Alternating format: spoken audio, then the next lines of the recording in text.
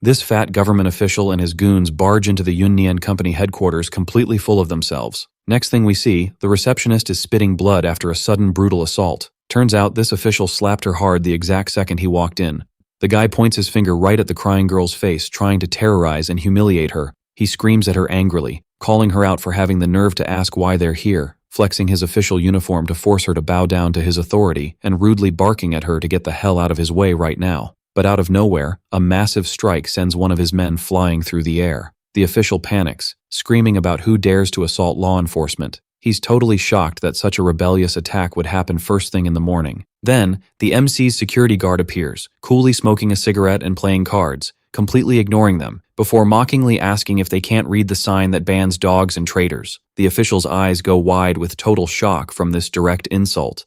He snaps, throwing insults at the guard and trash-talking his low-level job, proudly revealing his identity as the regional director of industry and commerce to scare him off. He points his finger, accusing the guard of rebellion and defying official authority. He strictly orders his men to step up and cuff the guard immediately. The guard completely ignores his orders, tossing his playing cards into the air with provoking coldness. And just like that, he wipes out all the official's men, leaving them screaming in pain. One of the guys collapses, holding his completely shattered hand and screaming in pure agony. The official freezes right in his tracks, absolute terror written all over his face after seeing his men get wrecked.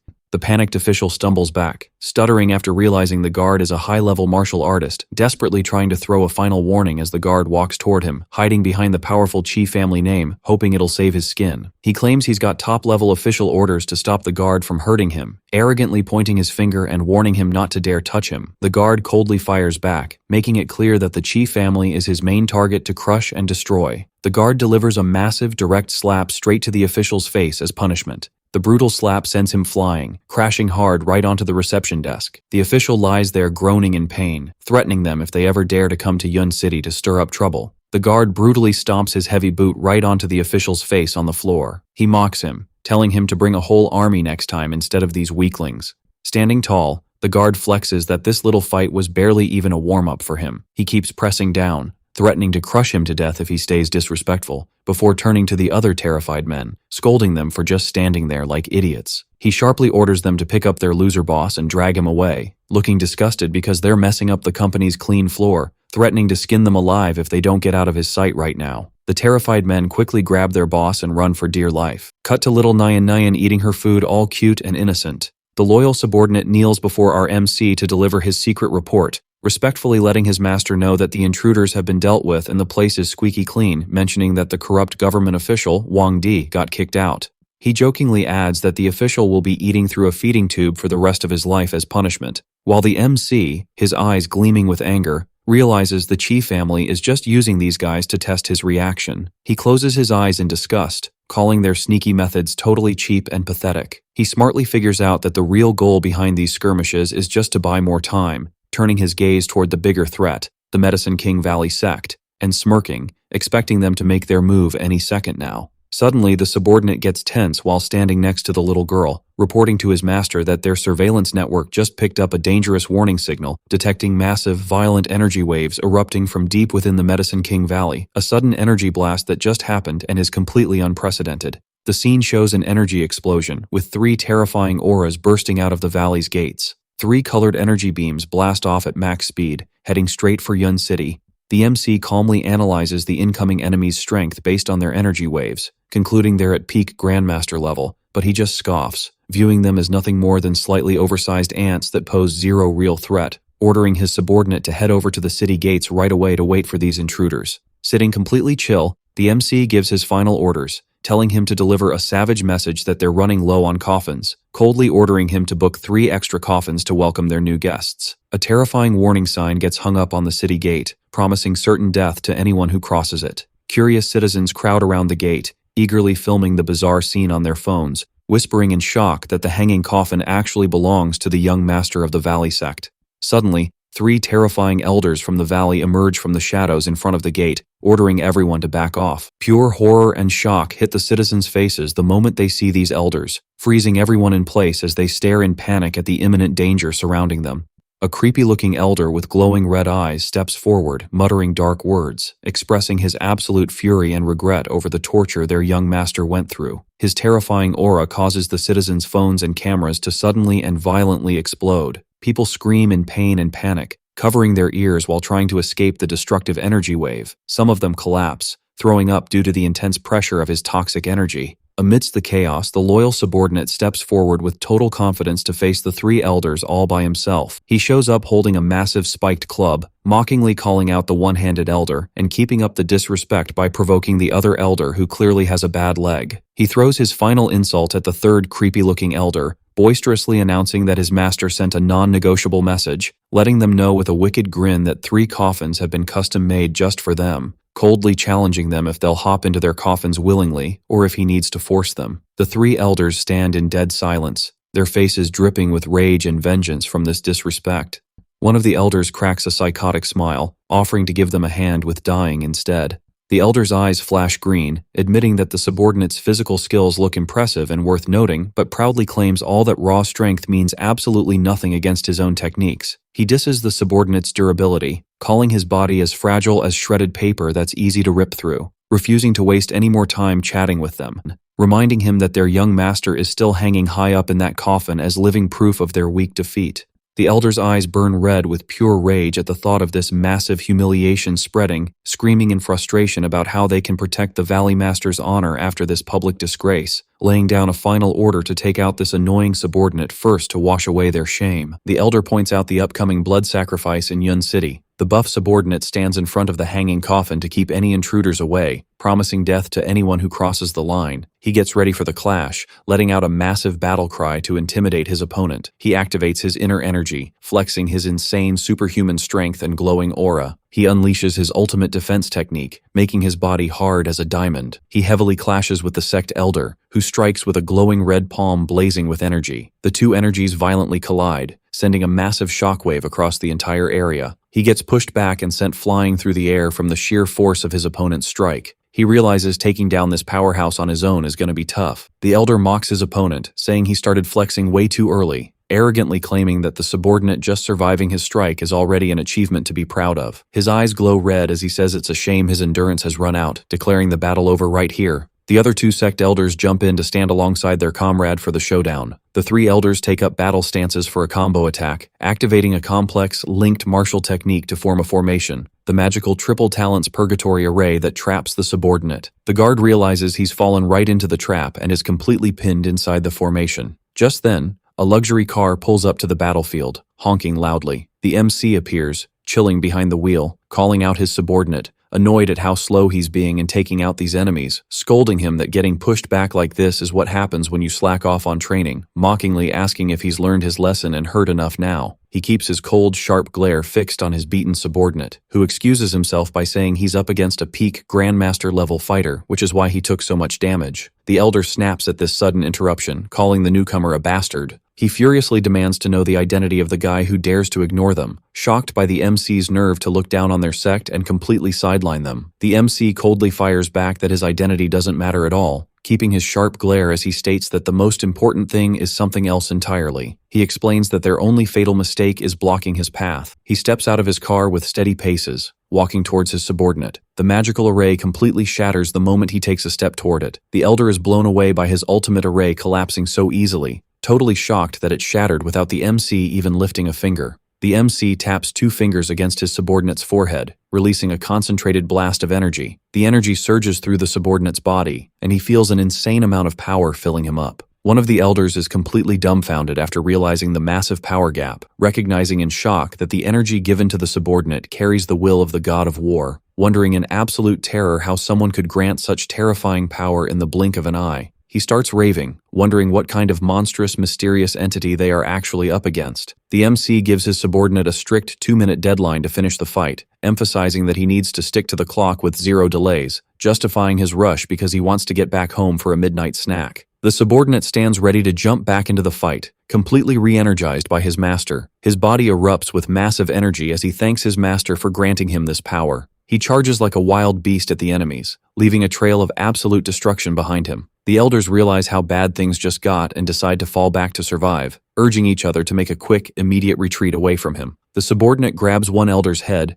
mockingly asking how tough it is, challenging his opponent to see if his skull is harder than the floor tiles. He slams the elder's head into the ground with insane force, shattering the tiles and kicking up a cloud of dust. The remaining two elders decide to team up and face the subordinate in a desperate final stand. They brace themselves to throw their final attack, despite being completely terrified. The subordinate lunges at them with crushing power and a terrifying shadow, leaving them zero room to fight back. He blows one of the elders away, showing off his absolute dominance. He grabs the elder nicknamed the Disfigured, mocking the title, and decides to make him live up to his name by snapping his limbs. He brutally breaks the elder's legs as the old man screams in pure agony. He smiles victoriously, reporting to his master after successfully wrapping up the mission, proud to announce that he finished the fight in just 1 minute and 50 seconds, flexing that he didn't go over his time limit. The MC orders his subordinate to clear out and clean up the bodies, but the subordinate suggests that leaving the sect master all alone in that coffin seems kinda lonely and depressing, pitching the idea of hanging these 3 elders right next to him for company, and the MC nods along, saying it sounds like a solid plan. He orders 3 extra boards to get it done, praising the idea of hanging the 3 old-timers up too, jokingly agreeing that they'll make a perfect squad to play mahjong together. The defeated elder is seen lying on the ground, shaking violently, gasping out threats at the MC and accusing him of having the nerve to humiliate the sect's higher-ups. As he draws his last breath, he warns that the Valley Master won't let this disrespect slide.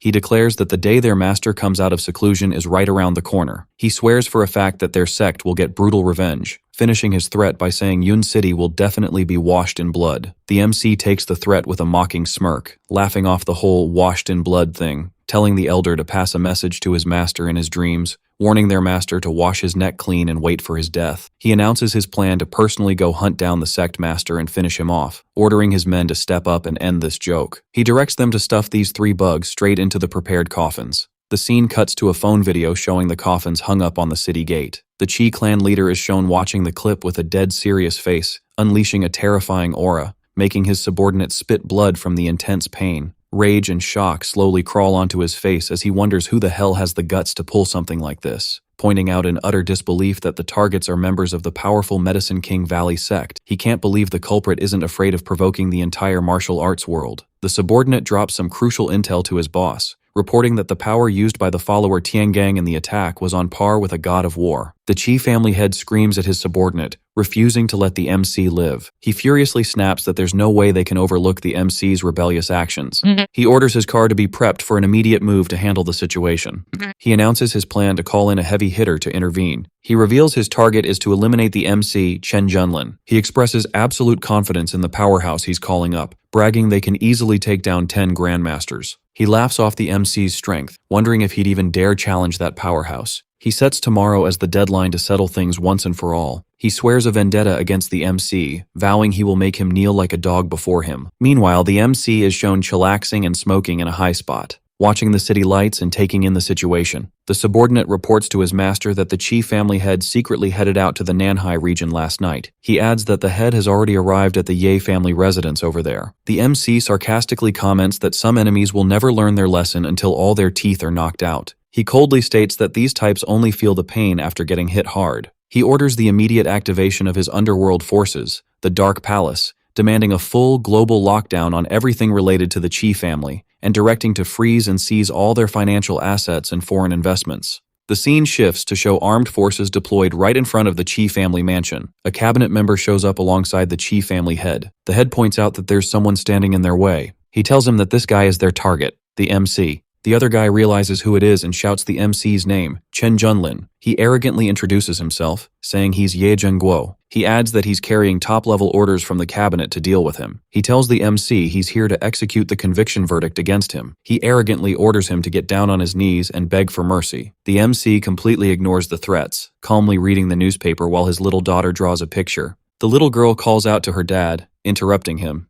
She innocently tells him that the old man outside looks super scary. The MC gently reassures his daughter, patting her head and telling her not to worry. He tells her that this guy is just a delivery man. He mockingly jokes that the guy's loud voice is just pointless noise. He asks his little girl to go sign for the package on his behalf. The MC turns to his subordinate, calling him over to handle it, ordering him to get rid of the annoyances, coldly telling him he hates loud noises and to shut the head up, giving his subordinate a sharp look, emphasizing that the head needs to kneel at the door and wait for him. The subordinate smiles confidently, obeying his master's order. Ye Jungguo immediately orders his troops to open fire, angrily commanding his soldiers to storm the place. He accuses the MC of ignoring and disrespecting him, ordering the immediate execution of him and his followers if they put up any resistance. The subordinate steps up quickly and kicks the door hard, smashing the gate with absolute ease. He obliterates the surrounding soldiers, leaving them hitting the dirt in agony. The clan leader stands there stunned and helpless against the subordinate's terrifying strength. He realizes in horror that his opponent might be a very dangerous figure. He guesses that the subordinate is the famous martial expert known as Tiangang. Meanwhile, the subordinate expresses his annoyance at the head's screaming, calling it irritating. He scolds him, saying his voice is ruining the peace for the MC's daughter while she's drawing. He threatens him, questioning how the hell he dares to raise his voice in his presence.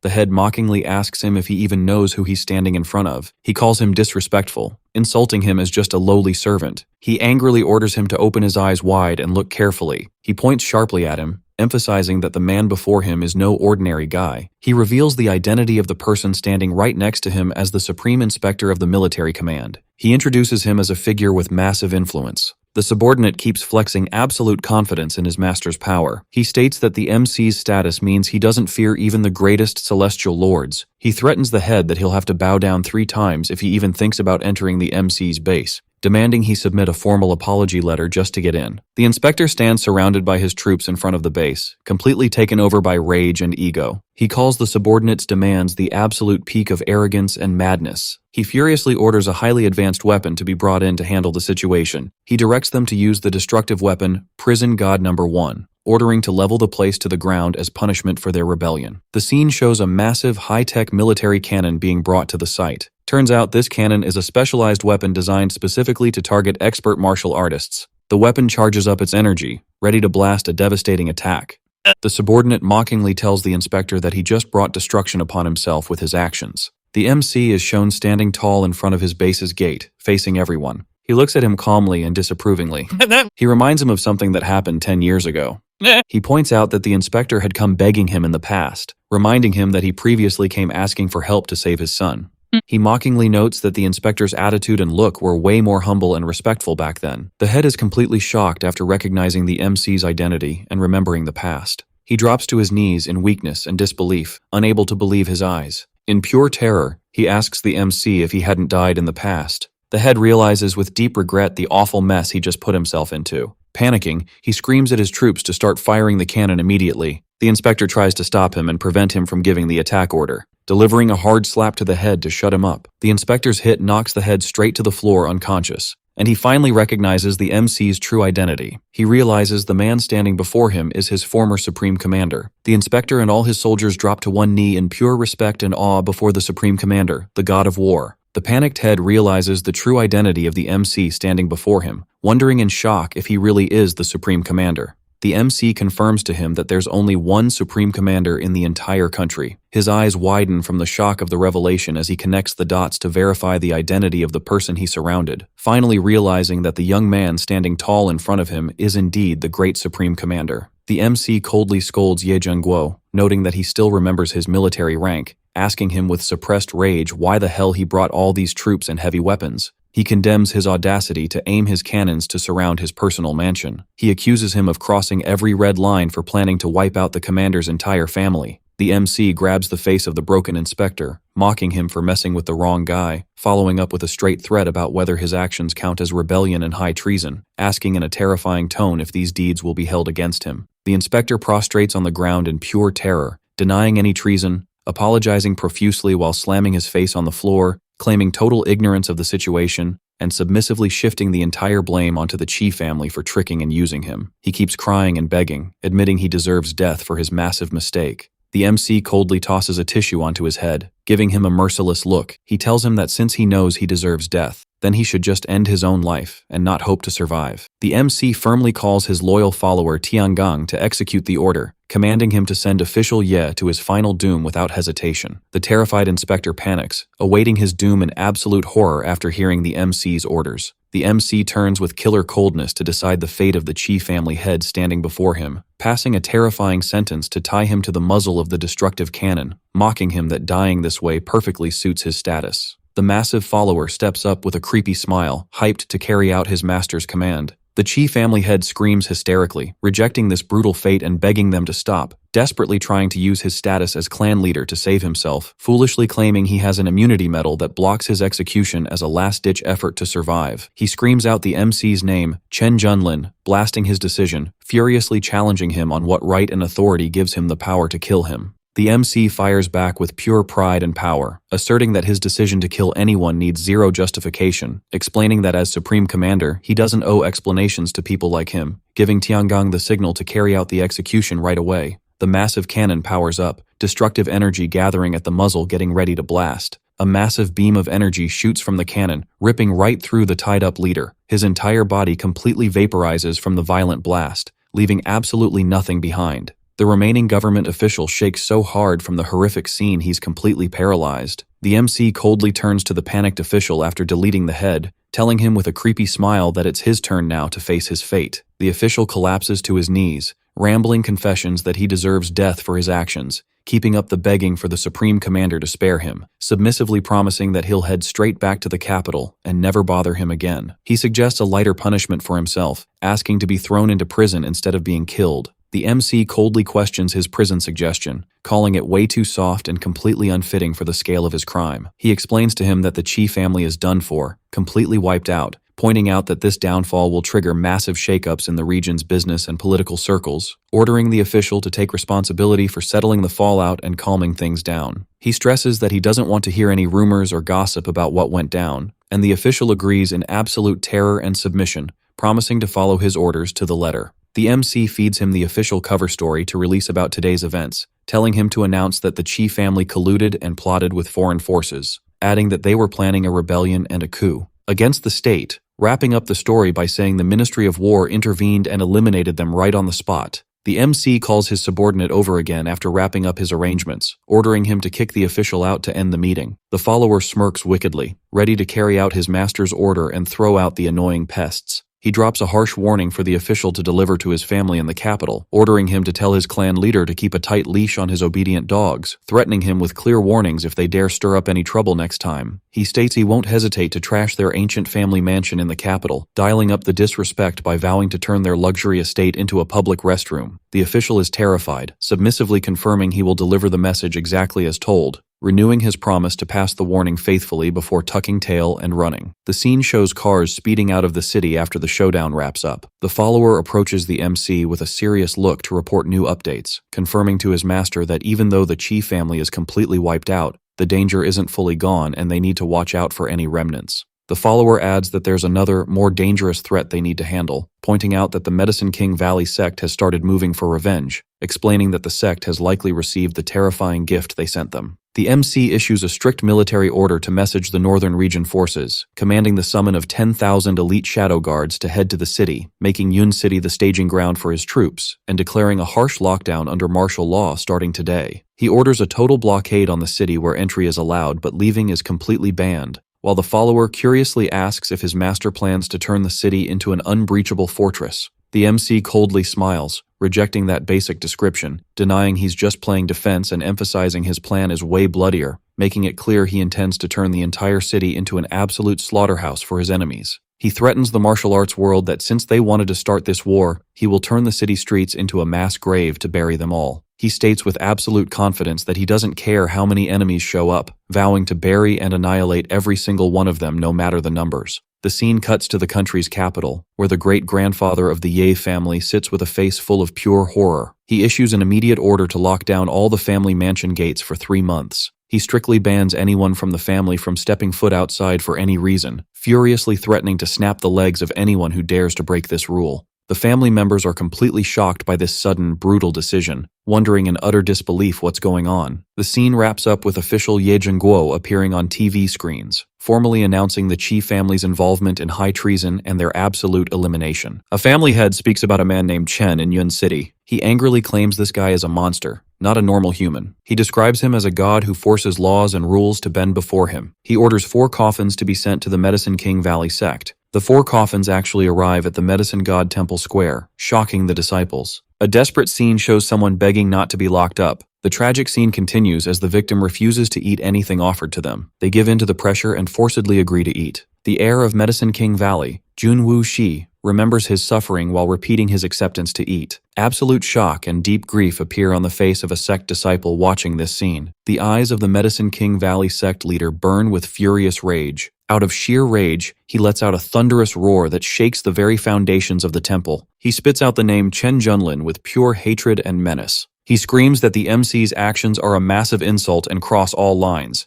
He continues his rage, condemning the MC for killing the sect's grand elders. He's absolutely furious because the MC ruined his beloved son's future, swearing that this blood feud can never be ignored. Junbu Bai swears he's not a man if he doesn't avenge their dignity. All the sect disciples kneel, begging their leader to calm down. One of the grand elders warns that the MC might have a powerful military background. He rejects this warning and issues a definitive order for the MC's immediate annihilation. Terrifying toxic green energy explodes from the leader, killing the elder to seal his bloody decision. He mocks the idea that a military background could protect the MC from his wrath. He boasts that his ancient sect has stood tall for 300 years. He emphasizes that even the royal family has to respect and value their sect, looking down on the MC as unworthy of talking about status and influence. He raises his hand, ordering the activation and dispatch of the sacred medicine god token. He orders an urgent call to notify the Ancient Martial Arts Alliance. He orders to inform the hired assassin organization, the Seven Kills Hall. He also sends a message to the Dark Yin Ghosts sect. He tells his followers to deliver a clear and direct message to all these organizations, announcing a bounty for anyone who brings Chen Junlin's head. He offers a tempting deal: free magical medicines and pills for 50 years to whoever kills him. He adds an immediate reward of 10 rare, boundary-breaking elixirs, leaving everyone shocked by the scale of this legendary, priceless bounty. He smiles slyly, pointing out the MC's weakness: his deep love for his little girl, stating that his daughter's life is what matters most to him in this world. He issues a secret order to summon the warrior known as the Five Poisons Boy. He orders his special forces to immediately come down from the mountain to make their move. He orders them to sneak secretly into Yun City. He menacingly declares that his goal isn't just to kill the MC. He vows to force him to watch the destruction of Yun City with his own eyes. He plans to drive the MC completely insane by threatening the lives of millions in the city, deciding to sacrifice the citizens for the soul of his ruined son. The scene cuts to the MC as his subordinate approaches him while standing next to his luxury car. The subordinate informs his lord that the Medicine King Valley sect has made their move. He explains that the sect has issued a top-tier bounty and assassination order against him. He points out that all the famous assassin organizations in the martial arts world have been summoned, confirming that the Seven Kills Hall has already accepted the hit. He adds another critical piece of info about the enemy's movements. He tells the MC that the Five Poisons Boy came down the mountain specifically for this mission. He predicts that this toxic kid's targets will be water sources and schools to poison them. The MC listens to the name with a cold expression and sharp eyes,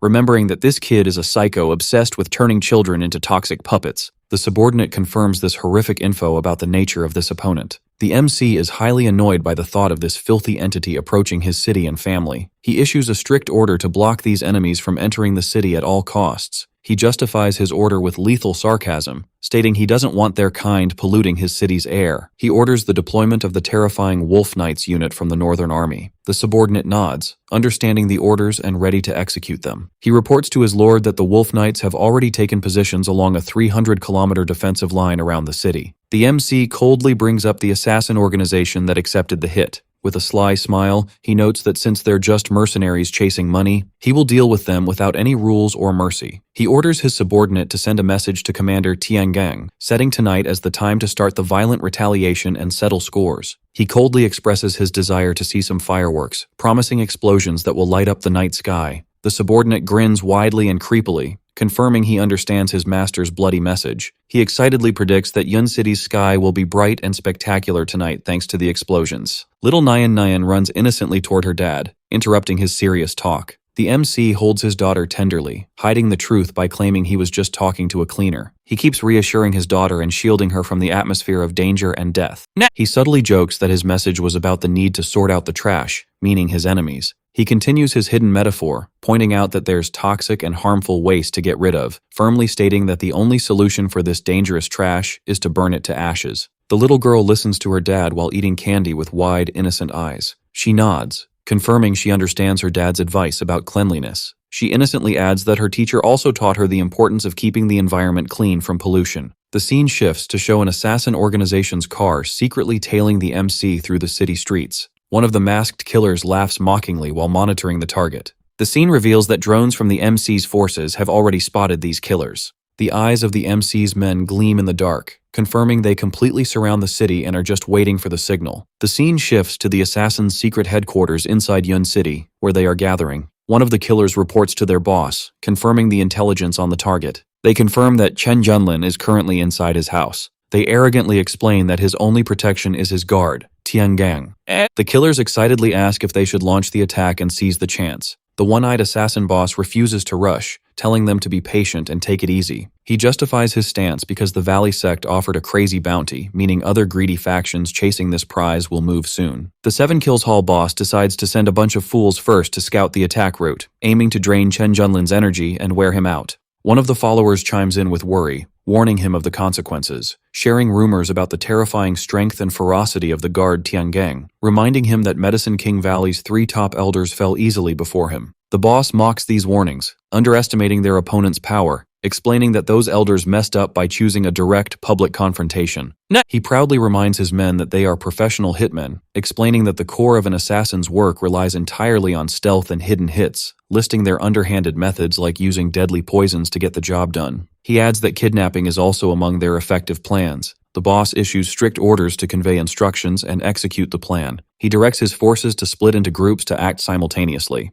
He tasks the first group to head to the Chen mansion to set fires and create a distraction. He orders the second group to move immediately to the Yunyen group headquarters, setting their goal to kidnap Su Yun as a hostage to pressure the MC. Then, he gives precise instructions to the third group, ordering them to target the little girl's school, directing his men to plant explosives there to terrify everyone and ensure the plan's success. He sets the next morning as the official launch time for these sabotage operations, promising with a sinister smile to deliver this destruction as a grand gift to Chen Junlin. The killer's cunning laughter echoes, celebrating their vile and flawless plan. The followers praise his immense wisdom and cleverness in plotting this trap, confident that no matter how strong Chen Junlin is, he won't be able to stop them, highlighting his complete inability to protect all these scattered locations at once. Everyone enthusiastically agrees that their stealthy approach is the surest path to victory, committing to dirty play and using the vilest methods possible, vowing to torture the MC and exhaust him to death with these tactics. Their conversation is suddenly cut short by a strange thudding sound that raises suspicion. The boss cautiously and wonderingly asks who made that sudden noise.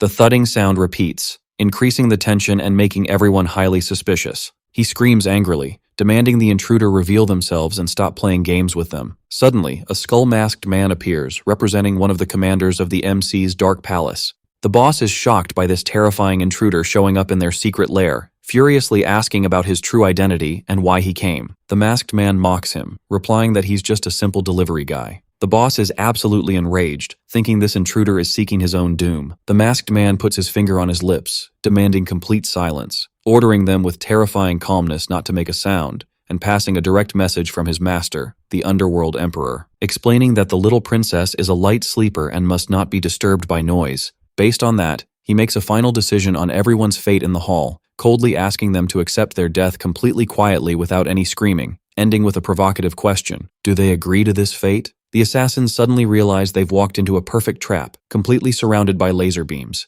The panicked boss screams, ordering his men to break through the trap and run for their lives, as screams of terror echo among the killers when the surprise attack begins. Heavy gunfire erupts, ruthlessly harvesting the killers' lives. A swift and deadly battle unfolds as the MC's men wipe out the followers of the 7 Kills Hall. The one-eyed boss desperately rushes to escape amidst this total annihilation. He leaps, shattering the window glass, becoming the sole survivor of this devastating attack. He tells himself he will definitely survive as long as he gets out of this building, pinning his hopes on escaping and hiding in the crowded areas of the city for cover.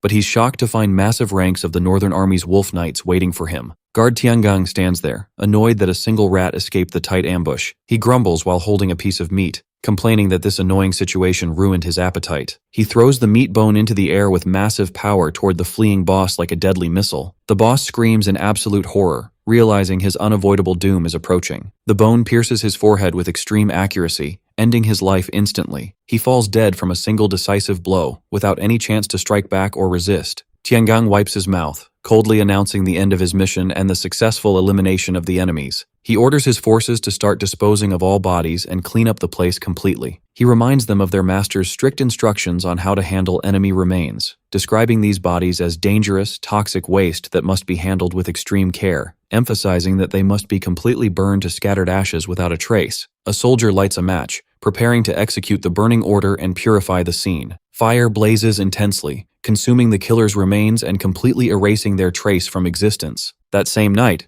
the Wolf Knights continue to intercept and kill all forces infiltrating the city, effectively wiping out several veteran warriors belonging to various hostile sects. The expert toxic warrior from Medicine King Valley appears while trying to execute his vile mission. Just as he is preparing to spread his deadly poisons and target innocents across the city, the vigilant Wolf Knights spot him, thwarting his poisonous plan before disaster strikes, engaging him in a swift, decisive fight to prevent any potential danger. The Poison Boy is eliminated with a finishing blow, ending his threat forever. The scene returns to the MC, Chen Junlin, quietly and peacefully tucking in his sleeping daughter. His loyal subordinate approaches to give a full report on last night's operations, informing him of their overwhelming success in eliminating 372 enemy fighters, explaining that among the dead were 13 Grandmaster-level experts, plus the elimination of 47 half-Grandmaster fighters, noting the seizure of many valuable secret manuals on hidden weapons from the enemies, confirming that all these items were sealed and secured to prevent leaks. Then, the subordinate shifts to talking about casualties among their forces, sharing great news with his lord, confirming absolutely zero injuries or deaths on their side.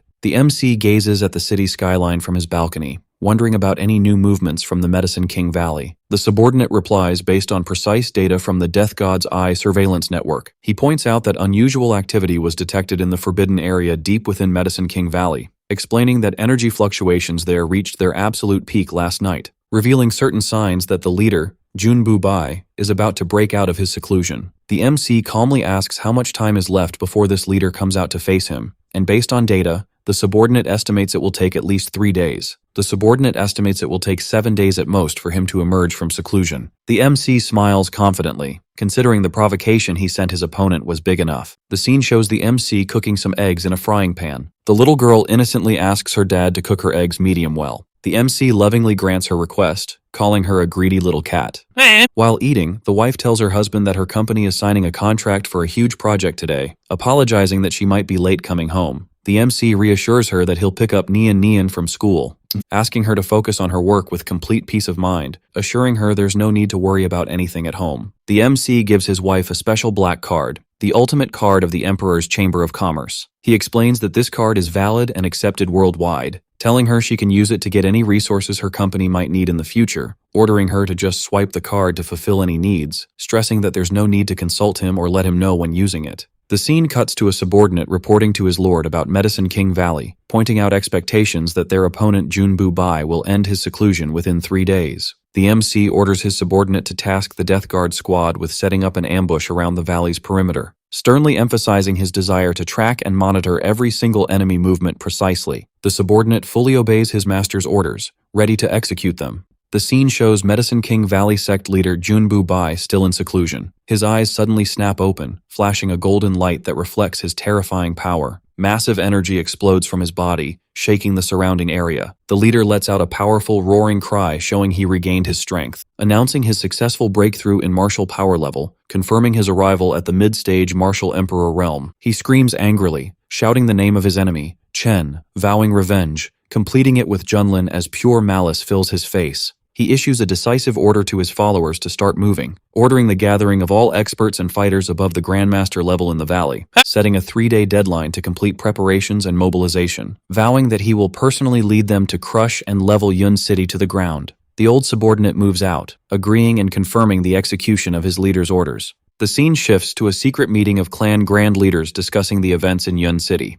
One asks if everyone has heard about the recent developments there. With a serious face, one attendee confirms hearing those troubling news, admitting that Chen Junlin's methods are brutal and extremely cruel, pointing out in shock how he destroyed the Qi family so easily and quickly, adding that it even reached the point of forcing a high official like Ye Zhengguo to kneel. Another elder interjects, explaining that it didn't stop there, confirming that the MC spilled the blood of hundreds of ancient martial arts experts. Considering this violent and arrogant way of handling things, acts as an open challenge and provocation to the entire martial arts world. The leader raises an important question to gather opinions, asking them about the true identity of this guy, Chen Junlin, hinting at the possibility that he might be the exact same person they faced 10 years ago, showing deep worry if this terrifying theory proves true, pointing out that their foolproof plan from the past might now be threatened with complete failure and collapse. One of the elders recalls the incident of that person falling into the deep abyss in the past, confirming he saw with his own eyes how his body was pierced by thousands of arrows, concluding that even if he miraculously survived that certain death, he should have been left completely crippled and paralyzed.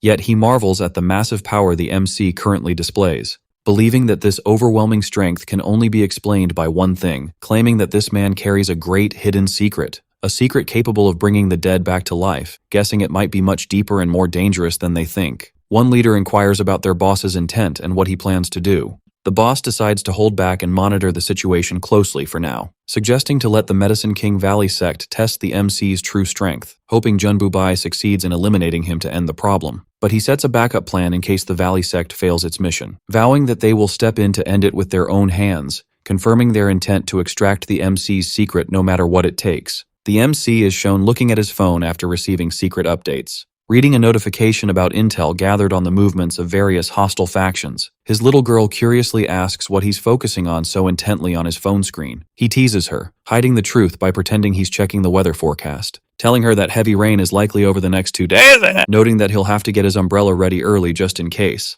The little girl nods innocently, understanding her dad's words. The scene cuts to the night, where the MC calls his loyal follower Tiangang. The subordinate answers respectfully, ready to receive his master's orders. The MC issues an urgent military order to inform the Northern Wolf Knights, ordering them to set up a tight, locked siege network around the outskirts of Yun City, specifying that this siege must be fully ready in 3 days, sternly vowing to teach all invading enemies a harsh lesson, swearing to make their coming to his city a one-way ticket. The subordinate complies immediately, confirming strict execution of instructions. The MC completes his orders with extra directions to reinforce his forces, ordering the summons of the top 10 fighters from the 36 Shadow Guards, demanding they all move south toward Yun City for backup.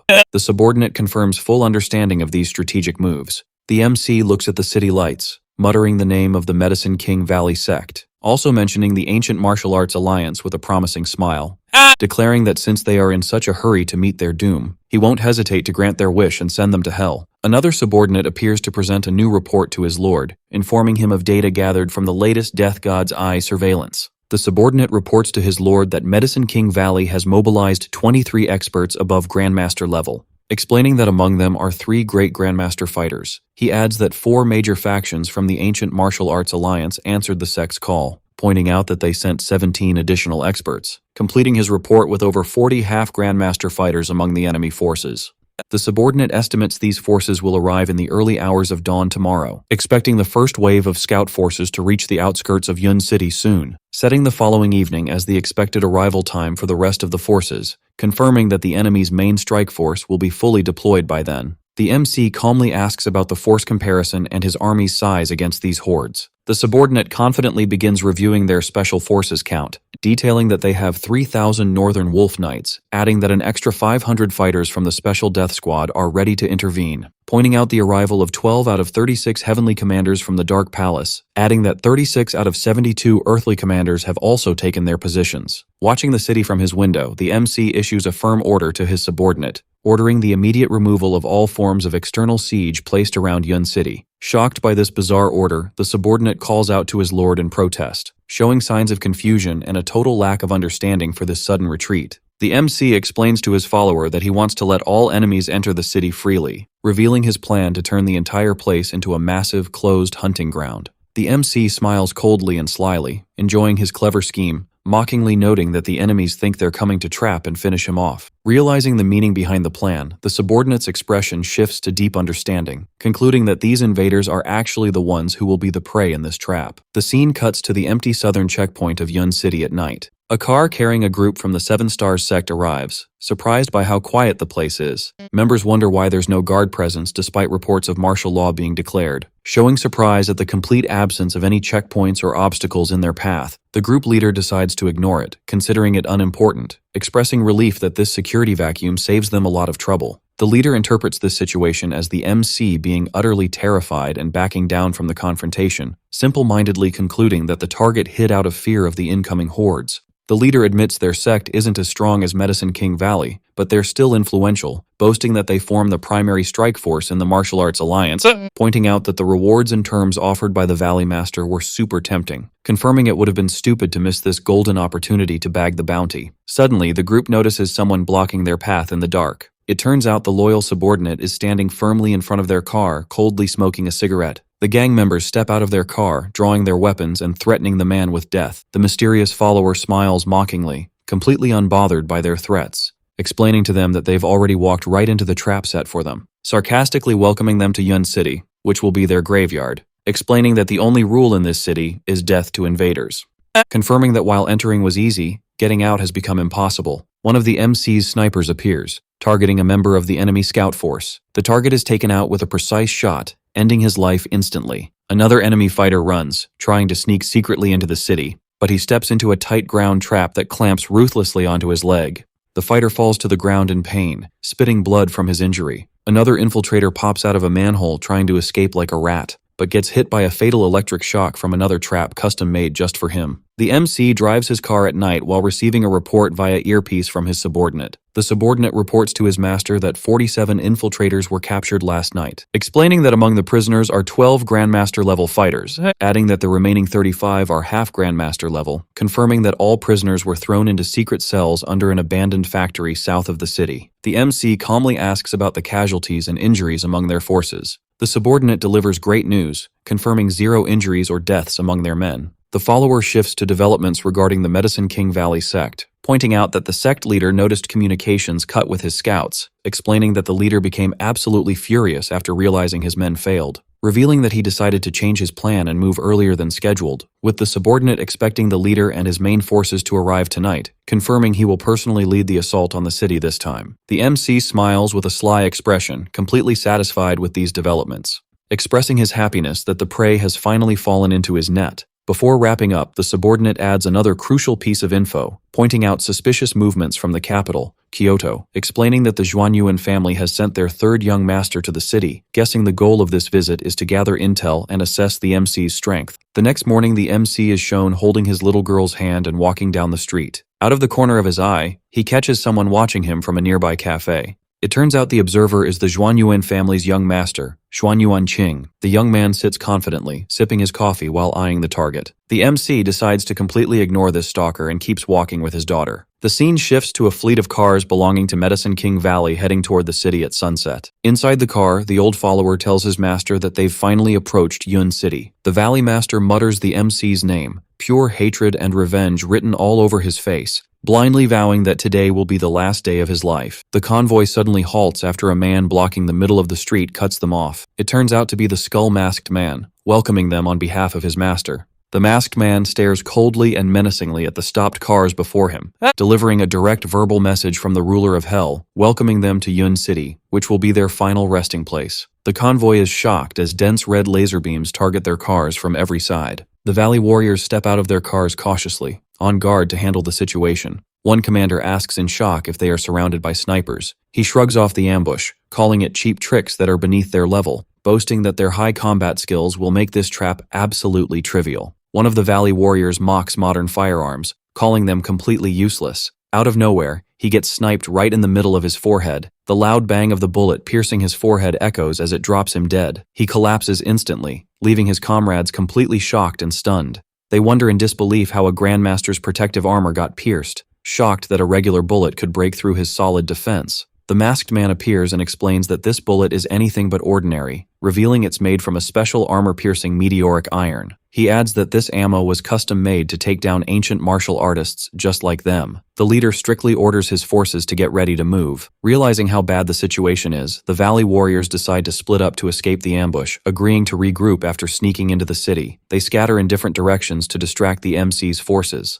The masked man suddenly gets blindsided by an attack from the leader. Right at the climax, Guardian Tiangang steps in to block his path. The leader gets slammed to the ground by his crushing counterattack. The subordinate confronts the leader, mockingly asking if he's really the Valley Master, before delivering a threatening message from his master, the MC, telling him that trash of his level doesn't deserve mercy and that he's way too weak for the MC to handle personally. The Valley Master snaps in anger over the insult and vows to kill him. He charges up his terrifying poison attack called the Poison Palm. A massive toxic aura shapes into a demonic palm, ready to crush everything. Tiangang faces the attack with hyped-up excitement, completely unfazed by its power. He swings his giant spiked club with insane force to block the attack. He roars, ordering the poison attack to shatter and dissipate. He delivers a devastating blow packing enough power to level a mountain. The two forces clash, triggering a massive explosion that lights up the dark night. The resulting shockwave completely flattens the surrounding area to the ground. The Valley Master is shocked by his power and his own inability to hold his ground, realizing too late that his opponent possesses power on par with the Emperor level. The subordinate scoffs at the Emperor level title, calling it utter garbage, and reveals that his master only gave him a tiny fraction of his energy. He emphasizes that this small amount of energy was more than enough to break past his limits. The Valley Master is terrified by the thought that this overwhelming power is just a small gift from the MC. Tiangang seizes the moment while his opponent is dazed to launch a surprise attack. He lands a heavy, sudden blow that sends the Valley Master flying to the ground. He stomps his foot onto his fallen enemy, mocking his pathetic weakness and laughing off the Valley Master title as just an empty name with no real power. The scene cuts to the city's east gate as another group of warriors arrives, only for a man holding a hand fan to calmly block their path, welcoming the invaders with a provocative smile and mockingly suggesting they stay for tea instead of running away. One of the warriors snaps and attacks him with a blazing fireball. The man uses his fan to whip up a powerful windstorm to block the attack. The wind blasts the attacker, blowing him far away with massive force. The shocked warrior wonders what kind of bizarre martial art this is. He introduces himself as Tianji, one of the heavenly commanders of the Dark Palace, and scoffs at his opponent's question about martial arts with a smirk, calmly explaining that what he used isn't a traditional martial art at all. He blows their minds by revealing that this power relies entirely on the laws of science and physics, coldly explaining that his attack is based on fluid mechanics and aerodynamics, while mockingly pitting the ignorance of these ancient martial artists.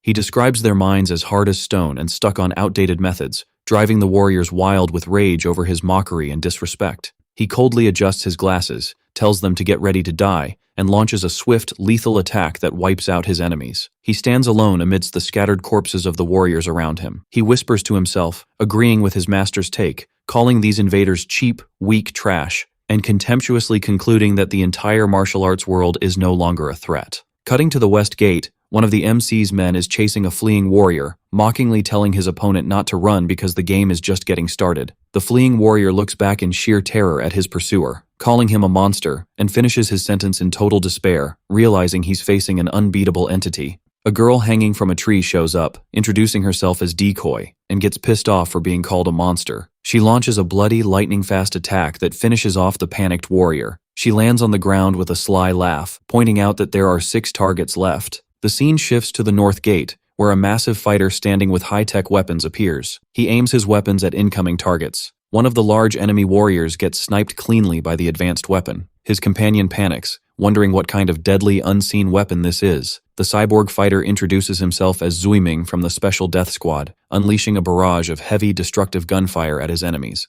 The warrior drops dead on the spot after taking a direct hit from the hail of bullets. With complete robotic precision, he announces that the north gate has been completely cleared of enemies. He stands tall in front of the gate after successfully completing his mission. Inside a skyscraper, a henchman reports to his master, Xuanyuan Qing, that things are going sideways. He explains that the Valley Forces and the Martial Arts Alliance ran into trouble, confirming that all contact with them went completely dead the moment they entered the city, while noting that their hidden spies have vanished too. He stresses that their entire intel network in Yun City has been completely wiped out. The young master smiles mischievously, finding this twist interesting, and concludes that the MC, Qin Junlin, is definitely no ordinary guy. He notes that he's proven to be an entertaining opponent and way stronger than expected. The subordinate hesitantly asks if they should intervene, but the master refuses, ordering him to keep watching carefully, eager to see more of the MC's tricks and power in future clashes. Meanwhile, the MC is at home chilling with his daughter, as his wife tenderly calls out to him. His wife anxiously asks if something is going on outside, mentioning she heard news about several roads in the city being blocked tonight. The MC calmly reassures her, saying there's absolutely nothing to worry about. He coldly explains that it's just some annoying trash being cleaned up, promising her everything will be fine by tomorrow morning. He assures her the city will be completely clean of those scumbags, just before getting a phone call from one of his subordinates to report on the battle's progress. The subordinate starts the call with a respectful greeting, reporting that they've successfully captured Jun Bubai and are currently moving him to the prison in the south of the city, adding that over half of the ancient warriors are dead or severely injured. He confirms all remaining enemies have been captured, and the MC briefly expresses his complete satisfaction, wrapping up the call fully aware of the situation. The captured leader is shown tied up, spitting Qin Junlin's name with pure hatred and screaming that he'll destroy him for revenge.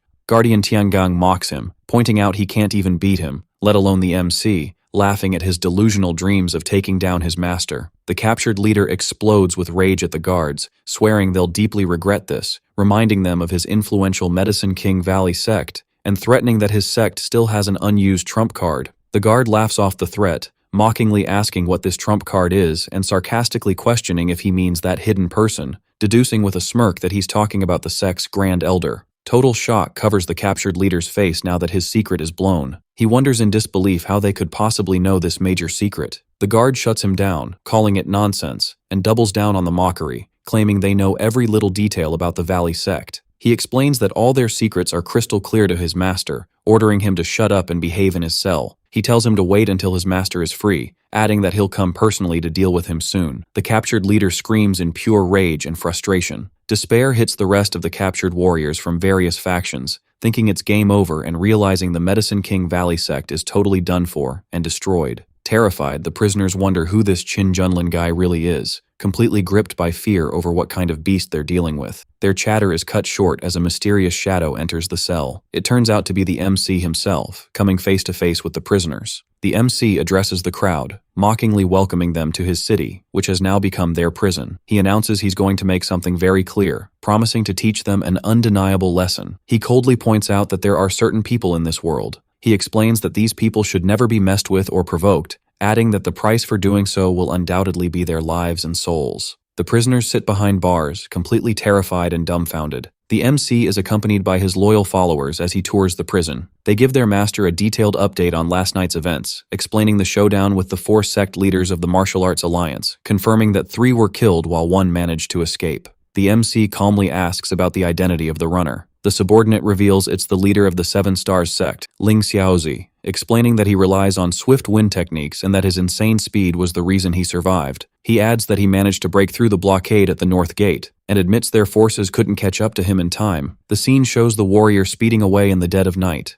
The subordinate apologizes for the escape, but the MC coldly smiles, saying it actually plays right into their hands. He explains that someone needs to stay alive to deliver the news of their defeat, noting that those old geezers in the martial arts world need a warning to realize Yun City is now a forbidden zone for them. The followers praise their master's wisdom and foresight in this plan. The captured leader screams the MC's name in rage once again, warning him that he'll regret everything he did to them, reminding him of their Grand Elder and threatening that the MC's death is a done deal, just a matter of time. The MC laughs off the threat, mockingly asking about this Grand Elder and if he means that old guy named Jun Wudao. The captured leader is shocked yet again that the MC knows this name, wondering in terror how he uncovered their secret elder's name. The MC calmly answers while flipping through some sect documents, pointing out the sect's 300-year history, acknowledging they have a deep, solid foundation in the martial arts world. He explains that if he hadn't thoroughly studied all their secrets and details, he would have never allowed them to enter his city and walk into his trap so easily. The MC glares sharply at the captured leader, announcing the start of the interrogation. He coldly gives him only 2 options, starting with the first one, voluntary cooperation, demanding he reveal the real reason behind his Grand Elder's seclusion and the exact time he'll come out. He then threatens him with option 2 if he refuses to talk, pulling out a medical needle and threatening to use the terrifying life-snatching needle technique, promising a painful torture that lasts for 3 days and nights straight, assuring him that this agony will force him to spill all his secrets anyway. As the MC waits for the captured leader's response, who is shaking in pure terror from the threat. In the interrogation room, the prisoner cracks and confesses he's ready to tell everything. He explains that the Grand Elder went into seclusion 30 years ago because he was busy refining a divine pill known as the 9 Transformations Life-Renewing Pill. He adds that making it requires 9 types of ultra-rare medical herbs. He mentions that a very special medical catalyst is also needed to complete it. He stresses again how critical this special medical catalyst is for the process to succeed. He reveals that this required catalyst is none other than Emperor's blood, explaining that because his life was coming to an end back then, he desperately needed this pill to extend his lifespan. He points out that finding Emperor's blood was insanely difficult. He explains that the Elder had no choice but to go into temporary seclusion, adding that he used a secret method to hang on to his last breath of life. He notes this situation went on for 30 years, confirming that Medicine King Valley spent that whole time searching for the location of the Emperor's blood. Their search continued until a new development happened, which was linked to the MC's daughter. He reveals that a sample of the girl's blood was sent into the valley, making the MC realize the reason behind their sudden interest in her. He furiously realizes that they kidnapped his daughter for this exact purpose. He angrily asks if they plan to use her blood to save that immortal old man, and the prisoner submissively confirms the MC's deduction. He adds that based on the current timeline, the Elder is expected to have 5 days left at most. He notes that after this period, he will definitely emerge from his seclusion, pointing out that things will take a dangerous turn by then, confirming the Elder will come personally to Yun City with the sole goal of draining the girl's blood himself. The MC repeats the 5-day deadline with a menacing look, letting out low chuckles full of killing intent. He sharply cuts off the prisoner, ending his talk, as a subordinate steps in asking for clear orders, leading the MC to call over his follower, Tiangang, for a new mission. He orders him to take the Special Death Squad and move out immediately, directing him to go set up ambushes around Medicine King Valley right now. Planning to wait for the exact moment that old man breaks seclusion, he issues a decisive order to kill the Elder on the spot the moment he shows his face. The subordinate expresses his complete understanding of the orders, ready to execute them. The panicked prisoner interrupts them, begging them to hold on, completely shocked and calling them insane for making this decision. He warns them that the Grand Elder has reached the peak of the Emperor level, adding that he's basically close to reaching the Divine level, mockingly asking if they're sending their men on a suicide mission. The MC repeats the words, Divine level, with total scorn, confidently declaring that if he wants someone gone, that person will absolutely die, even if they're an actual god. Another subordinate steps in to ask his master, wondering anxiously if it's wise to send Tiangang alone to face Jun Wudao, reminding his master that the opponent stands at the peak of the Emperor level, warning that this kind of power is nothing to joke about. The MC reassures his subordinate, telling him not to worry, noting that Tiangang's current power level is more than enough to handle a half-dead old man. He confirms his followers' abilities are way beyond what's needed for the job, adding that he gave him a little something extra to guarantee victory. The scene shows Elder Jun Wudao hoping to refine the life-renewing pill to end his seclusion. He hopes the pill won't just extend his life for another century, but also let him break through his limits and reach the divine level. The Elder says the MC's name, Qin Junlin, with deep focus, plotting how to get the girl with the Emperor's blood, determined to take her no matter what. Suddenly he snaps out of it, wondering who the intruder approaching him is. Provocative laughter breaks the silence of the area. Tiangang arrives at the exact coordinates and addresses the Elder, telling him his master sent a special message just for him. Annoyed, the Elder demands to know what the message says. Giving a sharp glare before delivering his master's words, he passes on the direct threat of total destruction. The Elder unleashes his terrifying aura, radiating the peak of the Emperor level. He mocks the follower, asking if he really thinks he can stand against him. He scolds the youth, calling him ignorant and arrogant, declaring that since the follower walked straight into his own death, he'll turn him into fuel for refining his medical pills. The Elder attacks using purple energy shaped like a dragon. The follower simply snaps his fingers calmly to counter the attack, releasing a counter energy that easily dissolves the Elder's attack. Stunned, the Elder wonders if this is the power of a god of war, realizing with shock that his opponent has also reached the Emperor level. The follower repeats the words, Emperor level, with a challenging tone, looking at the old man confidently, telling him his intel is totally outdated, sharing his master's take on the Emperor level, explaining that in his master's eyes, this so-called level is nothing more than a slightly bigger ant. The follower launches his own attack with confident laughs. The Elder activates a body protection technique based on thousands of poisons. The follower roars, attacking with all his might to break through the enemy's defense. His spiked club slams right into the Elder's poison shield. The blast sends the Elder flying, smashing him hard into the wall. The follower stands victorious, smiling proudly. The follower mocks his opponent's attack, asking if that's all he's got, laughing at the Elder's claim of reaching the peak of the Emperor level. The old Elder shows pure shock and disbelief at what's happening, mourning the poison shield he spent 300 years training for, completely stunned that it shattered in just one hit. He scoffs at the 300 years the elder spent training, continuing his mockery over those wasted long years and describing the elder's long life as completely useless and gone down the drain. He explains that his master only gave him a tiny bit of his passing energy, confirming that this small power is enough to crush a washed-up old man like him. The elder burns with so much rage he literally loses his words from the sheer disrespect. He decides to use the forbidden soul, blood, and bone-devouring technique.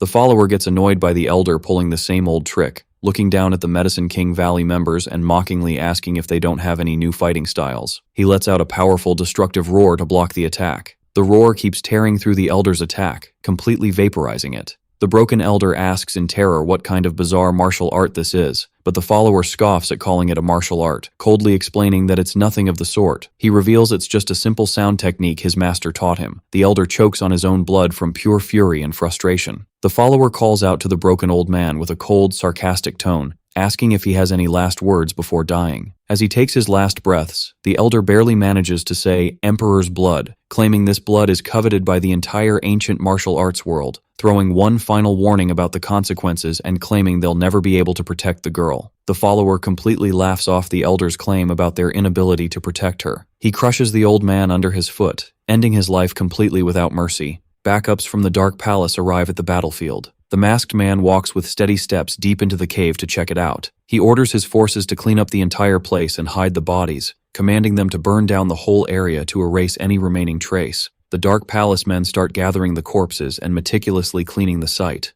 One of the subordinates lights a match, getting ready to burn the cave down. The site blows up, engulfed in raging flames that completely level it to the ground. The fire destroys the sign of the Elder's poison den, putting a final end to his legend. The MC, Chin Junlin, appears looking completely chill as he leans against his luxury car. Little Nyanian runs toward her dad with pure joy. The MC sweetly asks his daughter if she enjoyed school today, and she replies with a huge smile, confirming she had a blast. She innocently tells her dad that the teacher taught them how to draw, showing off her drawing that includes her dad, her mom, and herself. The MC praises his daughter's drawing with tons of love and affection, promising to frame it and hang it up at home to honor her. The little girl asks with excitement and disbelief if he's actually serious. Patting her head with a smile, the MC assures her it's completely real, making the little girl beam with happiness from her dad's encouragement and attention. The MC pours some milk for his daughter to refresh her after her school day. The third young master watches the scene from his car, finding it highly interesting, continuing to admire this wild contrast with enjoyment and suspicion, noting that this same gentle man literally bathed the martial arts world in blood just last night. He is amazed by him showing up today as a loving dad calmly picking up his daughter from school, seeing this extreme personality split as deeply confusing and suspicious, admitting that it makes it hard to understand the MC's true nature and intentions.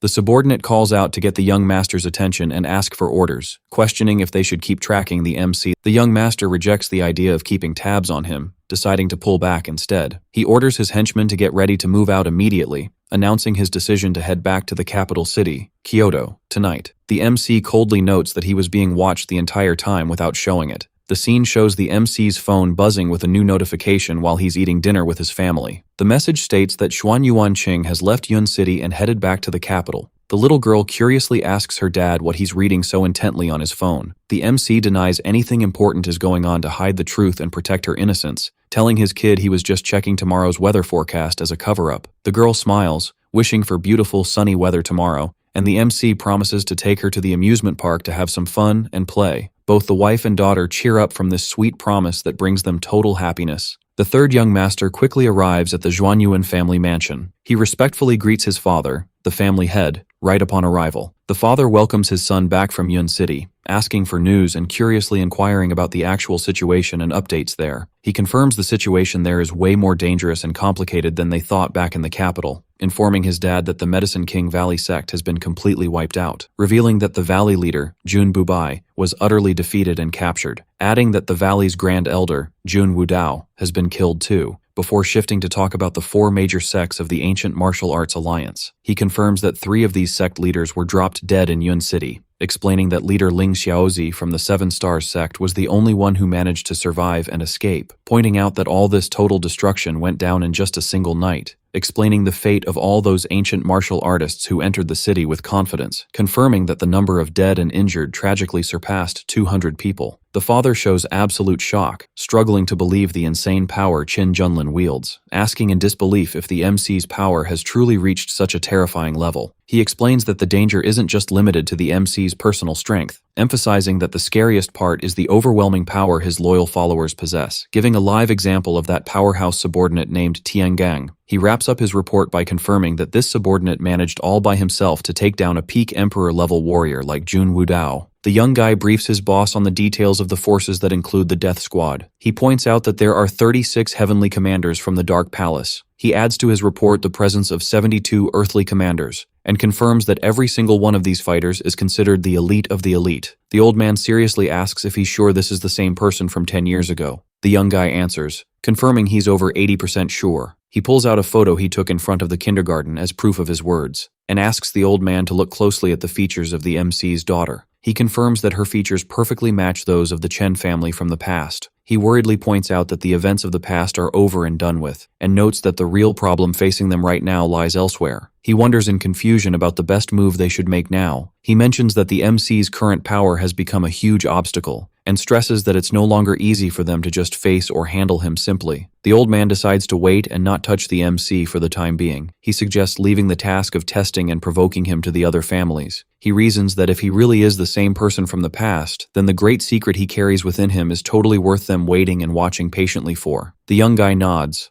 understanding the old man's decision and his wisdom in handling the situation. The old man lets out a soft sigh as if thinking of something else. He catches himself to ask about a completely different matter. He asks if there's any news or movements from the Hall of Immortality. The young guy denies any messages or news from their side, but he reveals their intense and noticeable interest in Chen Junlin's daughter's blood, and explains that they consider her blood the precious prize they've been searching for all this time. The old man repeats the name Hall of Immortality, with a serious look reflecting the danger of the situation. He mockingly wonders if those lunatics have finally run out of patience. He decides to let them move freely to carry out their goals, considering them the perfect tool to test the limits of Chen Junlin's patience and power. The young guy confirms his agreement with this decision and the cunning plan. The scene shows the old man watching the situation from the shadows. He mumbles Chen Junlin's name with intense focus. He decides that regardless of whether he's the same person from the past or not, he confidently asserts that the MC will never escape his grasp. The MC wonders if Xuanyuan Qing really returned to the capital. The subordinate confirms over the phone that this news is true, and adds that he just received a new update.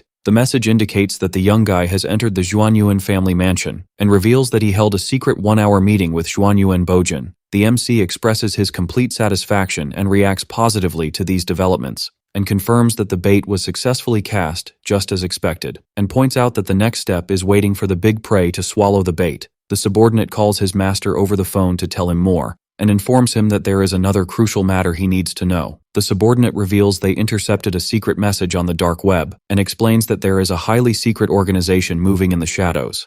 This organization seeks to gather information about Miss Nyan's blood, and confirms that it operates with extreme secrecy and stealth, noting that they spent a long time searching and investigating it, and acknowledges that their efforts only led to discovering a single codename. The subordinate reveals that this organization's codename is the Hall of Immortality. The MC orders his subordinate to keep investigating to uncover more details, and adds another directive just as important as the last. He orders maximum security tightening around his little girl, Nian, and issues a firm order to instantly kill anyone suspicious who approaches her. The subordinate confirms his full understanding of the orders and his readiness to execute them. The MC considers facing the Medicine King Valley just a simple beginning, and stresses that the next enemy they face will be far more terrifying and dangerous. He firmly adds that he doesn't fear these challenges, and declares that for the sake of protecting his family, he's fully prepared to turn the whole world against him and stand against everyone. In another scene, the Valley Master, who is still being tortured, screams Chen Junlin's name, and threatens the MC with intense anger that he will eliminate him for revenge. The subordinate approaches with confident steps, mocking the prisoner's screams. He mockingly wonders how the prisoner is still alive until now, and scoffs at the prisoner's stubborn vitality and weird endurance. The prisoner addresses the guards with a tone full of hatred and threats, warning them that they will deeply regret what they did to him, and threatens them that the Hall of Immortality won't forgive them or leave them in peace. The guard repeats the name Hall of Immortality with obvious disdain, and mockingly asks what this thing called the Hall of Immortality even is.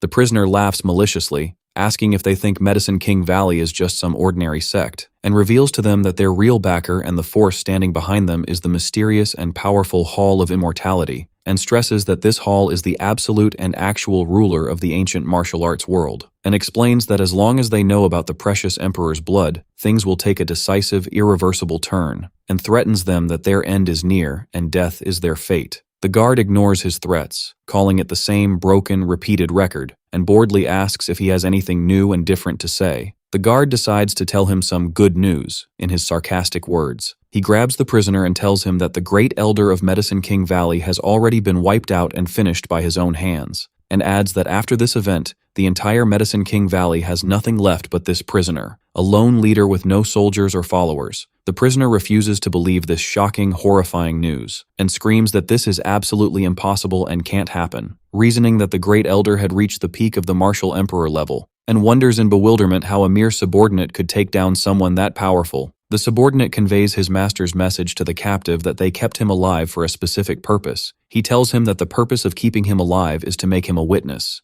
and explains to him that his master wants him to see with his own eyes what will happen, noting that the goal is to see the fate of the so-called Hall of Immortality. He vows to make him witness how this alleged palace is annihilated. The scene shifts to the headquarters of Jiangnan Yunyen Group, where President Su is called. The secretary informs her boss that the other party's representative has arrived in the meeting room. She agrees and confirms she'll head to the meeting room immediately. Formal greetings are exchanged between President Su and President Li inside the meeting room. Li expresses his great honor and excitement to finally meet the president after a long time. She humbly replies that he's exaggerating his compliments. So Li invites the president to sit down to start their conversation, and addresses her to prepare to bring up his topic. He asks permission to ask a seemingly intrusive question, and starts testing the waters, hinting at what he heard about her husband. He directly mentions that her husband is Mr. Chen from Yun City. Surprised, the president asks if there's any problem with that. Li denies any issue regarding her husband, justifying his question as mere personal curiosity. He mentions that Yun City has seen a lot of major events lately, and explains that Mr. Chen's name is being heavily talked about among them, stressing that his reputation has become widespread and famous in business circles.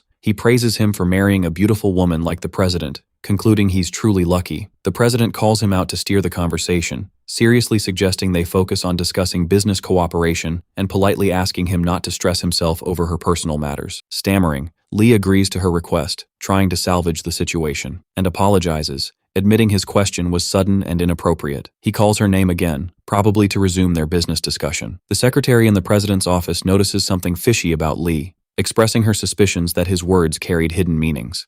The president reassures her secretary despite internally feeling something is wrong, explaining that testing the waters is common in the business world and accepts this practical reality. She tells herself she refuses to always depend on her husband's protection. The secretary suddenly bursts into the office, calling her boss in a panic, informing her that something terrible happened. Anxious, the president asks what kind of problem just occurred. The secretary points out the contract just signed with the other party, revealing they suddenly backed out, using the excuse of finding issues with the company's qualifications, adding they demand immediate termination and are threatening to sue for breach of contract if she doesn't comply. The president denounces this claim, realizing the whole thing is a setup, and defends her company, stressing their qualifications undergo strict reviews and wondering how there could possibly be any issue. The secretary continues relaying the other party's conditions to resolve the crisis, telling her boss they demand a private meeting with her for a settlement, hinting the problem can be fixed, and claiming there's room to negotiate and backtrack. The president catches on to the cunning game being played against her. A strange man enters her office without warning, so she firmly demands to know who this intruder is.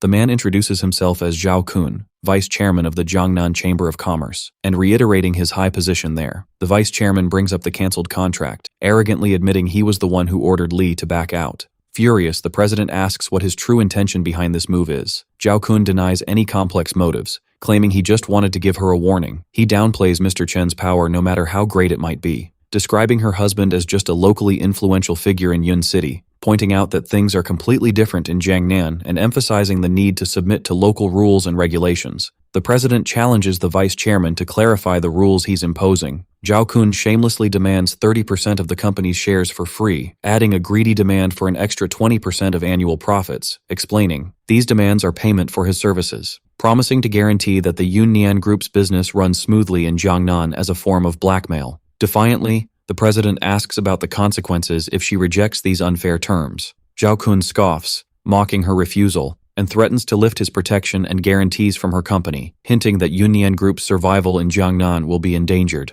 Doubting the company's ability to endure and stay in the market without his approval, the president flatly and directly rejects his offers and threats. Zhao Kun receives her rejection coldly with apparent acceptance, doubling down on his stance with a defiant and threatening tone, then calls her out to give his final ultimatum, giving her only a 3-day deadline to rethink her decision. The president breaks down from intense stress after the blackmailer leaves, and becomes determined to resolve this major crisis on her own. The scene shifts to the kindergarten where the little girl welcomes her father, Chen Junlin, with a smile. The MC affectionately asks his daughter if she had a happy day. She innocently answers, confirming she had a super happy day. The MC gets a phone call from his subordinate, who addresses him as Palace Master. The subordinate reports to his master that his wife ran into some trouble in Jiangnan, explaining that the culprit is Zhao Kun from the Jiangnan Chamber of Commerce. The MC strictly orders his subordinate to conduct a thorough and deep background check on this guy named Zhao Kun. The MC asks his subordinate over the phone to provide a report within 10 minutes. The other side agrees to execute the order immediately. The MC is shown staring intently at his phone while sitting in his car, reading confidential info regarding Zhao Kun, vice chairman of the Jiangnan Chamber of Commerce. Confirming his position as the vice chairman of the Chamber of Commerce, it becomes clear to him that this man hides behind a business facade, discovering that his secret reality is completely different from how he appears. He realizes that Zhao Kun is actually an external member of the Hall of Immortality organization. His eyes flash with intense anger upon reading the name Hall of Immortality. He fumes with rage at their audacity to challenge and provoke him. He orders his subordinate to contact the chairman of the Jiangnan Chamber of Commerce named Zhou Tianming. The subordinate respectfully replies, calling him Palace Master. He tells his master that the former chairman retired 3 years ago, explaining that the current chairman of the Chamber of Commerce is his son, Zhou Feng. He repeats the current chairman's name with a serious and firm look, issuing an order to his subordinate to conduct a thorough and precise background check on this person. The subordinate reads a message indicating something fishy is behind these events. He assures his master that he has already done the necessary investigation, showing that the current chairman has no direct connection to the Hall of Immortality. He adds, explaining that Zhao Kun is the chairman's right-hand man and his most trusted person. The MC orders his subordinate to start prepping for the next step,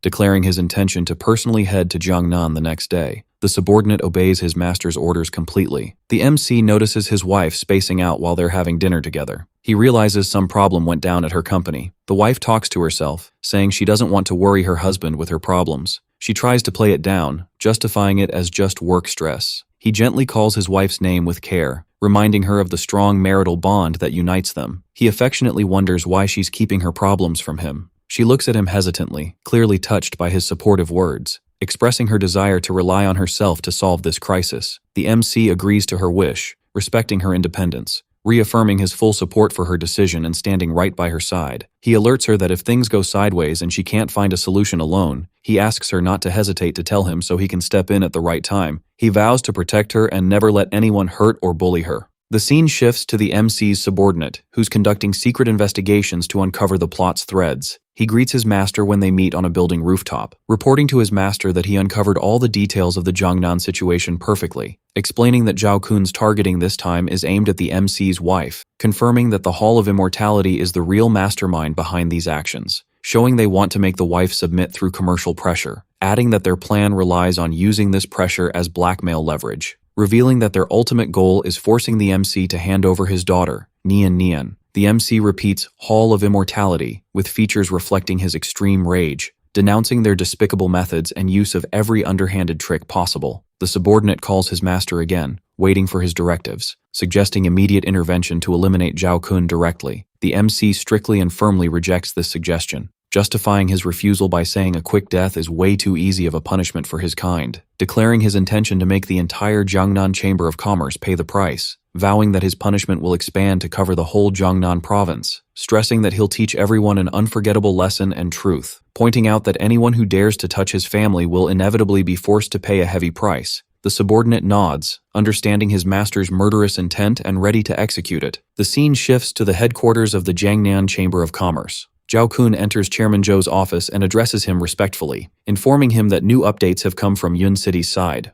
Interested, Chairman Zhou asks if the wife accepted their terms. Zhao Kun flatly denies it, confirming that the wife completely rejected their offer, adding that her stance was extremely strict and stubborn. Chairman Zhou concludes while thinking over her reaction, admitting that this wife isn't an ordinary woman who can be easily tamed. Zhao Kun addresses his chairman again for consultation, suggesting that he personally go confront her again, and asking permission to teach them a harsh lesson to break their stubbornness. Chairman Zhou coldly rejects this suggestion, justifying his refusal since as long as she rejects their offers and refuses to submit, he orders an immediate notice to be issued to all parties, handing down a ruling to completely ban all Yunyen Group businesses across the entire Jiangnan region. Zhao Kun praises his boss's decision, calling it wise and correct. Chairman Zhou shifts to asking for updates from a higher authority he calls that master. Zhao Kun confirms there are updates and directives from that side, relaying that master's message to his chairman, explaining that the requirement is to get a blood sample from the MC Chen Junlin's daughter, and confirming that the return will be giving them a massive opportunity and reward. Chairman Zhou repeats the phrase "great reward" with obvious greed, ordering to continue executing their carefully drawn plan,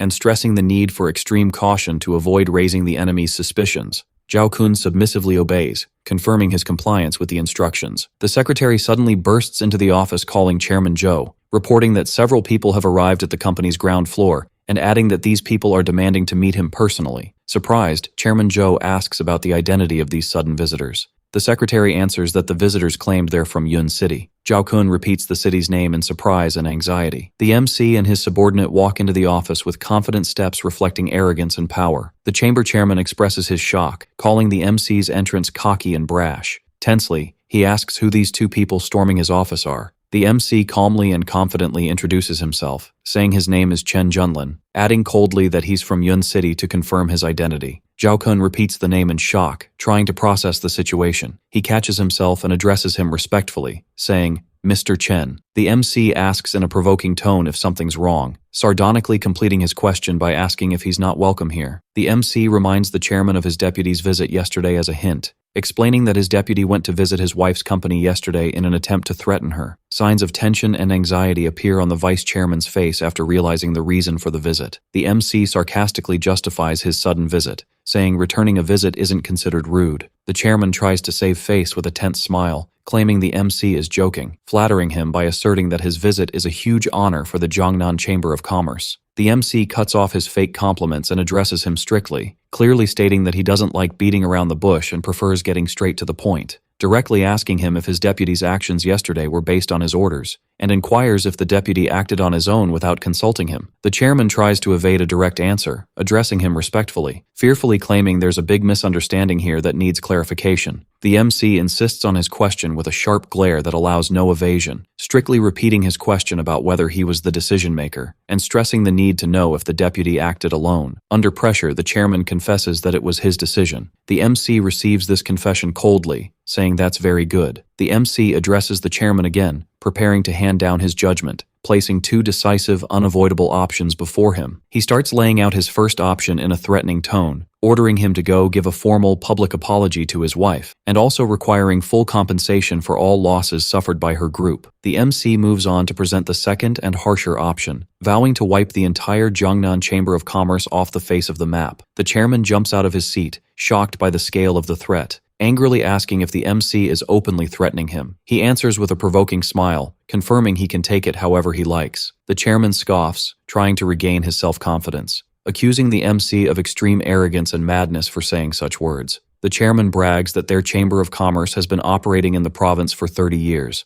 stressing that their roots and influence run incredibly deep and can't be easily uprooted, underestimating the MC's power, asking if he really thinks he can defeat them all alone. The MC coldly and confidently replies that only experience will prove it, gives the signal to his subordinate to execute the blockade plan, confidently asking the chairman to take a quick look out his office window. Surprised, the chairman approaches the window to see what's happening outside. He's shocked to see the chamber building completely surrounded by armed forces and black cars. The chairman stammers in pure terror, unable to process the scale of the force surrounding them. The MC calmly tells him that this blockade is just a demonstration of his seriousness. The MC addresses the panicked chairman again after showing his power, sardonically asking him if he's ready to make his choice now. The broken chairman tries to look for any way out of this trap, threatening the possibility of official authorities intervening in response to this military blockade. The MC mocks his threat, describing the authorities as no obstacle to him, coldly challenging him to try calling for their help if he dares, pointing out that he'll wait to see if the authorities will arrive to save him first.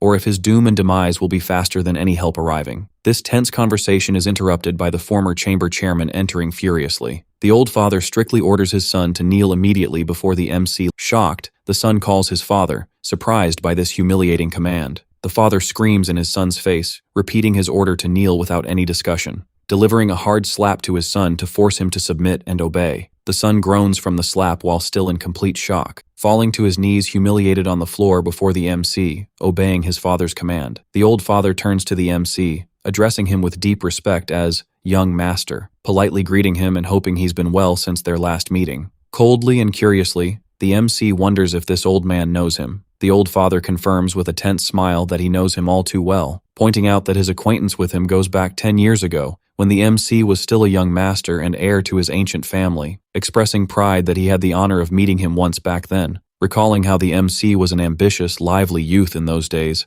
and noting that the MC's family was at the peak of its power and glory back then. The old man sadly adds, pointing to the tragic events that followed, letting out a deep sigh, pretending to regret what happened to the MC's family, explaining that when the major catastrophe hit his family in the past, he was just a weak man with no power to intervene or help, claiming he lived all these years feeling deep guilt for not being able to support them. The MC coldly cuts him off, asserting that the past is over and there's no need to reopen it, explaining he didn't come today to settle old scores or blame anyone, stressing that his sole objective for this visit is to get a specific answer, demanding to know the real reason behind the chamber targeting his wife. The old man orders his kneeling son to speak up and reveal all the facts instantly. Stammering in fear, the son confesses that targeting the company was his idea. The father justifies his rage, pointing out that the wife's company is just a startup that poses no threat, harshly scolding his son, asking what the real motive was that made him target them. The son breaks into a sweat facing his father's fury and the MC's sharp glare. The MC steps in, calling out the old father with total coldness,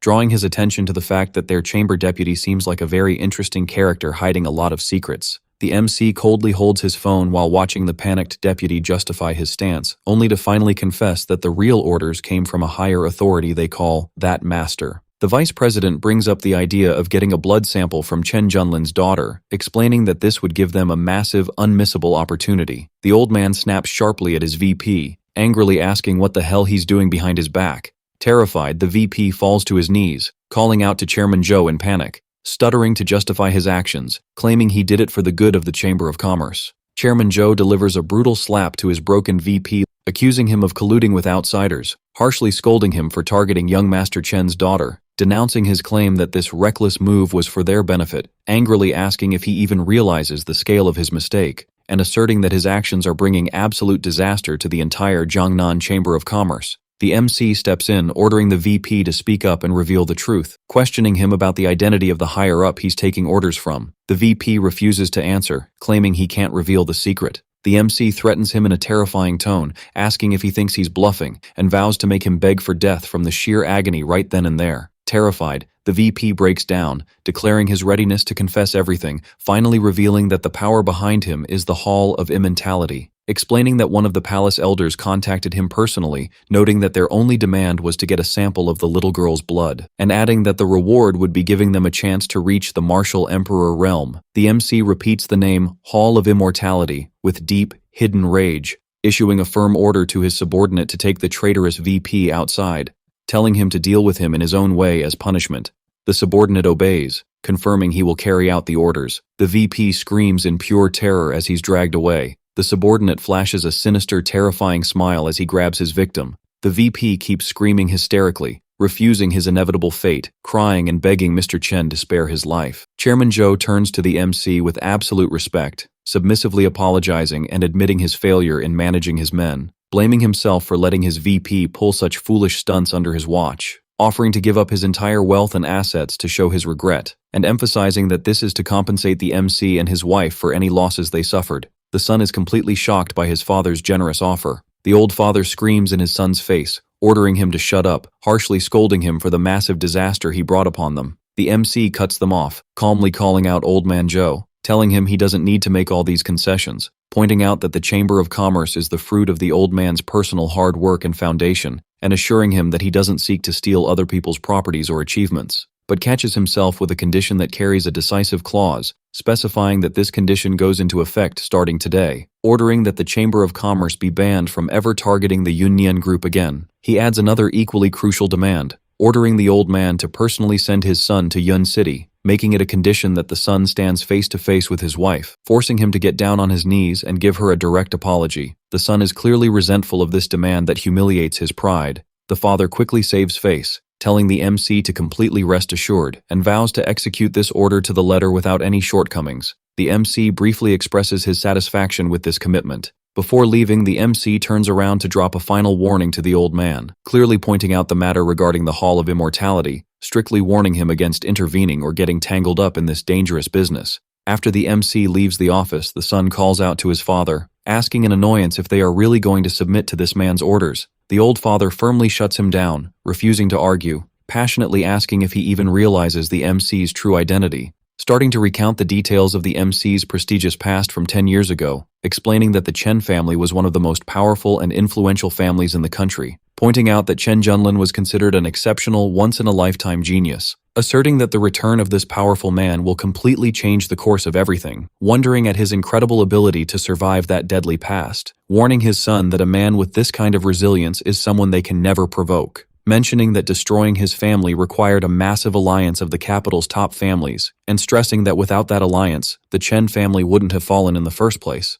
The scene shifts to the wife, Su Yun, handling business in her office. The secretary enters, respectfully interrupting her boss, informing her that an important call came in from the Jiangnan Chamber of Commerce. The wife curiously asks about the content of the call. In total shock, the secretary relays the details of the message, telling her that Chairman Zhou will personally come to Yun City to apologize. The wife is stunned by the idea of such an influential figure apologizing to her. The secretary confirms the news in response to her boss's bewilderment, adding that they promised to compensate the company for all financial losses, and notes that they guaranteed the Yunyen group won't be bothered again. The wife wonders in deep confusion about the reason for this drastic change, denouncing the sudden turnaround in the Chamber of Commerce's treatment of them. She looks at her phone, suspecting that her husband was the one who stepped in to resolve the crisis, and decides to save her questions until he gets back home. The scene shows a massive crowd of reporters gathering outside the company building after the news broke. The chamber chairman's son arrives and gets out of his luxury car. Reporters surround him, trying to get statements. One female reporter directly asks if it's true he came to apologize, wondering what kind of hidden influence the Yunyen group holds to force him into doing this. Standing inside the office in front of the wife, the son admits his mistake after realizing the danger of the person he crossed, clearly apologizing for his personal offense to her and her company, and kneels humiliated before her to deliver a formal apology on behalf of the entire Chamber of Commerce. The wife is shown expressing her acceptance of the formal apology presented to her. She asks the chamber chairman to rise from his knees out of respect. She stands up from her seat, asking him to stand. She tells him that the business world isn't much different from a battlefield, and adds that competition is natural and common. But deep down, she knew that her husband was the one who intervened to resolve this crisis. She warns him that if this happens again in the future, she will never tolerate or forgive him. The chairman reassures her, stressing that everything will be fine, and vows that this mistake won't happen again. The man stands up to offer tangible proof of his sincere apology. He presents her with an official compensation agreement from the Jiangnan Chamber of Commerce. It turns out that the agreed financial compensation amount reaches 500 million. He also presents her with a new cooperation agreement between the two companies, explaining that the entire Jiangnan Chamber of Commerce is fully prepared to offer the best and most favorable terms to the Yunyen group of companies she heads, with the goal of launching a complete and fruitful partnership and cooperation between them. She looks at the offer, considering it sufficient proof of their sincere intentions, and signs the agreement, declaring that this gesture was more than enough. She signs the contract with a brief word indicating her final approval, telling the chairman that she has officially accepted this offer. The chairman gets ready to leave after successfully completing his mission. Before leaving, he turns around to give her a final remark with a teasing hint, telling her that she's truly lucky to have such a good and supportive husband. She confidently smiles, confirming she knows that very well. The man finally leaves the office after this tense meeting ends. She stands alone, still in shock at how fast things were settled. The secretary suddenly bursts in to call her boss and inform her of something new, telling her that another person has just arrived from the capital, Kyoto. Anxious, she asks about the identity of this new visitor. The secretary hesitantly tells her that the visitor revealed his identity, disclosing that he claims to belong to the influential Yunyen family. She repeats the family name in deep shock and anxiety. The secretary confirms the news in response to her boss's surprise, explaining that this person claims he came representing his family to discuss cooperation matters. She orders her secretary to ask the visitor to wait in the meeting room, confirming she'll head to meet him right away. Xuan Yuan is shown sipping tea, waiting for her. She enters the meeting room to face the mysterious visitor. Xuan Yuan Qing welcomes her with admiration, praising her good reputation, and continues his compliments, describing her as possessing a mesmerizing, ethereal beauty. She seriously asks for the name of this gentleman sitting before her. The young guy introduces himself as Xuan Yuan Qing. She formally welcomes him, noting that he traveled a long distance to get here, and goes straight to asking about the real purpose of this visit. The young guy reveals that his family wants to form a partnership with the Yunyen group, even though his intentions were hidden. He specifies that the goal of this partnership is the joint development of the East China market, offering to provide the necessary financial funding for the project, in addition to opening distribution channels and logistical support. He explains that in return for all this support, the Zhuanyuan family demands to get 30% of the company's shares. She replies that the terms he offered look very tempting, but decides to be upfront with him despite having some business wit, cleverly asking about the real reason a family of their size would choose her company specifically, pointing out that considering the massive size and power of the Zhuanyuan family, their desire to enter the East China market gives them countless choices of potential partners. The young guy smiles slyly, deciding to be honest with her, admitting that what matters most to his family and sparks their interest isn't just the promising potential that the Yunyen group holds, but that they pay even greater attention to another, more important matter, which he decides to honestly reveal. Disclosing that their real focus is on her husband, Mr. Chen, she sharply asks about the meaning of these coded words. The young guy tries to reassure her, denying any bad intentions, explaining that Mr. Chen's power and influence have become famous throughout the capital, Kyoto. He admits that through this partnership, his family seeks to avoid any potential revenge from the palace master, stressing that they want to use this opportunity to build a friendly relationship with him. She replies that she will consider this proposal seriously, but she firmly adds that her company's shares are not up for sale or concession under any circumstances, suggesting that if his family is truly serious about cooperating, they can find another alternative way to achieve that. The young guy calls out to her, trying to convince her to change her mind, stressing that the 30% rate is already a very generous condition. She gets up to leave while the young guy keeps talking, offering more, telling her they are ready to renegotiate if she isn't satisfied. She strictly cuts him off, asserting there is nothing else worth discussing. The young guy smiles a cunning smile, considering this rejection intriguing to him. He makes a phone call to his father after she leaves, informing him that Su Yun rejected the offer presented to her. His father answers that this rejection was expected and natural, explaining that a woman connected to Chen Junlin won't submit or back down that easily. His father orders him to keep executing the pre-planned script, warning him against making any reckless move that might expose their true intentions. The young guy leaves the building after finishing his call with his father, only to be surprised by the MC, who had been waiting for him at the entrance for a long time. The image of the MC standing confidently reflects in the shocked young guy's eyes. Recognizing him instantly, the young guy calls the MC by his name. The MC shows an expressionless, rigid face as he confronts the young guy. He calls him by his name, Xuan Yuan Qing, in a sharp tone, ordering him to go back and deliver a clear message to his family chief, reminding him of the old debts dating back 10 years ago, vowing that he will settle all these accounts in detail, but explaining that the time of reckoning hasn't come just yet. He drops a severe warning that if anyone dares to think about his wife again, the young guy breaks into a sweat from intense fear and tension. He won't hesitate to wipe the entire Zhuanyuan family out of the capital. The young guy reassures the MC, telling him there's no need to worry, rushing to clear his family's name, asserting they have zero bad intentions on their side. The MC coldly replies, expressing his hope that these words are true. Then he tells him something regarding the mysterious Hall of Immortality organization, confirming that he's fully aware of all their secret moves and plans, asking him to deliver a message to the power standing behind them, vowing that they need to get ready to face their inevitable doom. The MC's car leaves the place, leaving the terrified young guy standing frozen in his tracks. The scene shifts to a dark interrogation room where the subordinate is questioning the VP, ordering him to start confessing and spilling everything, asking him about the identity of the remaining Hall of Immortality members in Yun City. The prisoner shows stubbornness, refusing to speak at first. The subordinate approaches his face with a knife in an attempt to terrorize him. The prisoner's eyes widen in horror as the subordinate threatens that he'll have fun torturing him slowly. The prisoner breaks down, screaming that he's ready to confess everything. The subordinate scoffs, having successfully broken his resolve. He pulls out his phone, ready to record the prisoner's crucial confessions. The prisoner confesses that their secret headquarters in Yun City is located inside an antique shop in the eastern part of the city, adding that the shop owner is named Qian San, explaining that his primary mission is gathering intelligence. The prisoner catches himself to reveal another, far more dangerous mission, confessing that they are also collecting special blood samples. The subordinate sharply asks about the nature of these samples. The prisoner explains that they target individuals who possess special physical abilities,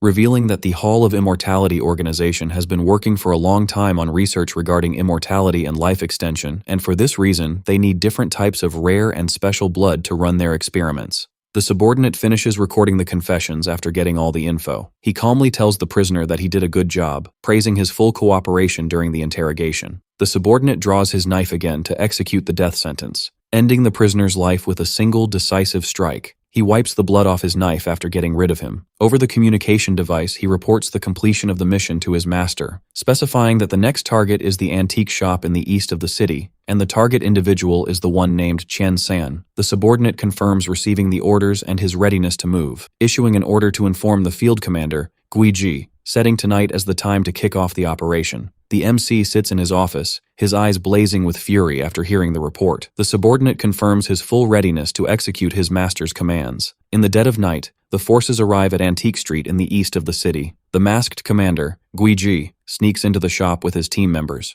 The team inspects the place using advanced night vision devices. The commander discovers a secret passage hidden underneath one of the carpets. One of the guys uses an electronic device to crack the secret lock. The commander peers through the secret door to discover a massive lab downstairs. The team is shocked to find an entire wall made of blood samples preserved in vials. A label on one of the vials shows it belongs to someone with special abilities along with the collection date. The team moves forward to find a massive freezer inside the lab. Inside, they discover a frozen corpse carefully preserved. The commander orders everything to be photographed to gather evidence, then issues an order to completely blow this place up after finishing the mission. The team gathers around another corpse that was just found for documentation and evidence gathering. Meanwhile, Chen San suddenly walks into the lab. Signs of complete shock and pure terror appear on his face. He discovers that the team was waiting for him in a tight ambush. A warning shot is fired to scare him and force him to surrender. The bullet embeds itself into the door right behind his head. The old man is surrounded by the MC's men who expose his identity, confronting him with the fact that he secretly works for the Hall of Immortality to collect blood. The terrified old man confesses to the number of people he harmed, admitting that his victims count to at least dozens of people. In pure terror, the old man wonders who these intruders are, realizing they belong to the MC's Dark Palace organization.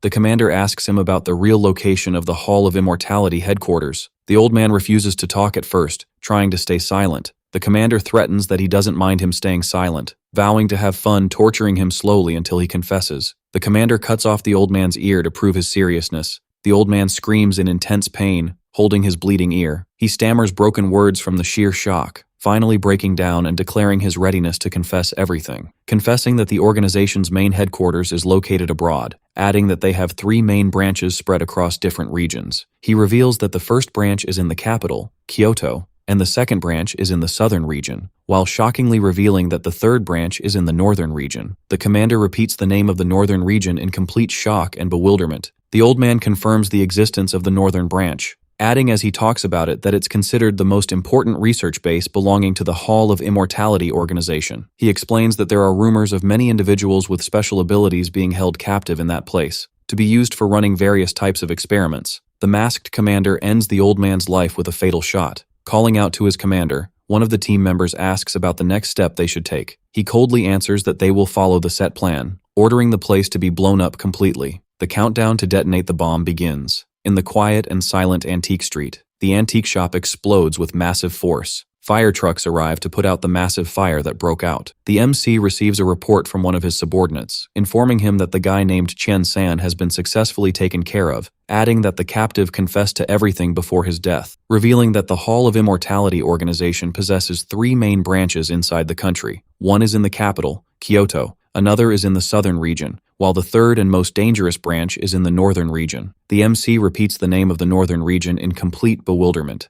as this is the exact region he spent 10 years protecting and defending. He makes a phone call to one of his loyal commanders, ordering him to start an immediate investigation into what went down in the northern region over recent years, asking if there are any abnormal records of missing persons cases, especially regarding individuals with special abilities. He receives confirmation from the other side that the orders have been received. The MC thinks to himself that a skilled hunter, before launching his attack, must first understand the nature of his prey and its motives.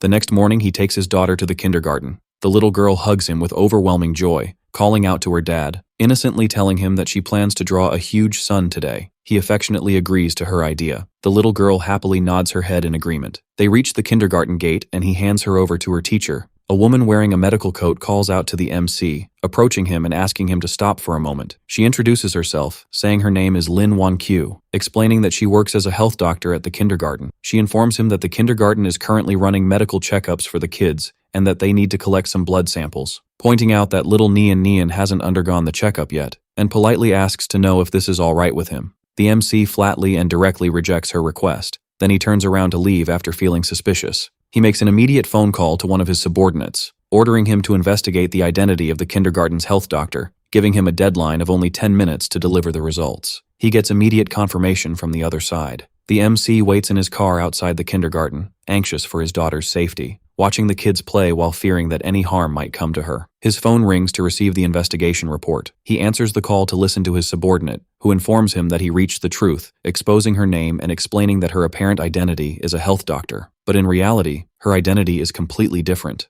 revealing that she is a member of the Hall of Immortality organization. The MC rushes back inside the kindergarten, storming into the fake doctor's office. She welcomes him with a fake smile, asking if he changed his mind about the checkup. The MC catches her off guard by grabbing her by the collar of her coat, angrily asking about her true identity. She feigns ignorance and fear, wondering about the reason for this violent behavior. He screams in her face, telling her to stop acting, slamming her hard onto the floor, confronting her with the truth of her membership in the Hall of Immortality organization, denouncing her audacity to target his daughter. The doctor's eyes widen from the sheer shock. She finally confesses after he tightens his grip on her neck, wondering how he uncovered her secret. He answers that he doesn't just know the truth about her membership in the organization, but he also knows another, far more dangerous matter, asking her how many children she harmed throughout all these years. The doctor denies his accusations, claiming she doesn't understand what he's talking about. She collapses onto the floor, broken under the weight of the interrogation. The MC finds a syringe containing a suspicious blue fluid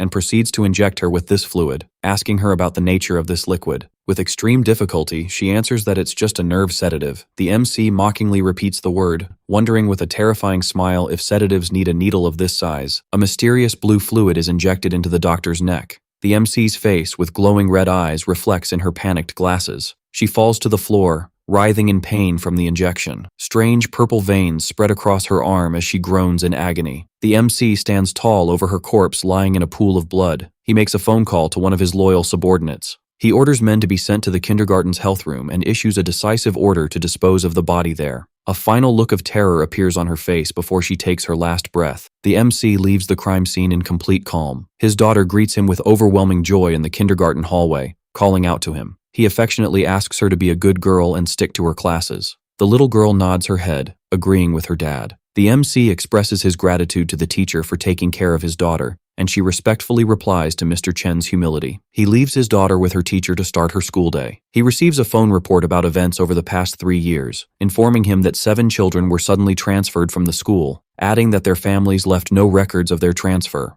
Angry, he realizes these children have all vanished. He issues a strict order to continue the investigation into this case, swearing that he must find out the fate of these 7 children. The scene shows the MC's subordinate catching one of the suspects. He gets ready to interrogate the captive using metal pliers, ordering him to spill everything he knows without hesitation, strictly asking him about the location of the 7 missing kids. He places the pliers on the captive's finger as a torture tool. The subordinate starts a countdown to force him to confess. The captive terrifies at the threat as the countdown continues. The subordinate carries out his threat and crushes the captive's finger with the pliers. He screams in intense pain, unable to take it. He finally breaks down, declaring his readiness to confess everything. The subordinate coldly smiles as he records his confessions as evidence. The captive confesses that the children were sent to a research institute belonging to the Hall of Immortality. The subordinate coldly tells him that the children are already dead. The captive bursts into tears, repeating that the kids are dead. The subordinate demands he pinpoint the exact location of the research institute. The captive reveals that the institute is located on a mountain outside the capital, Kyoto,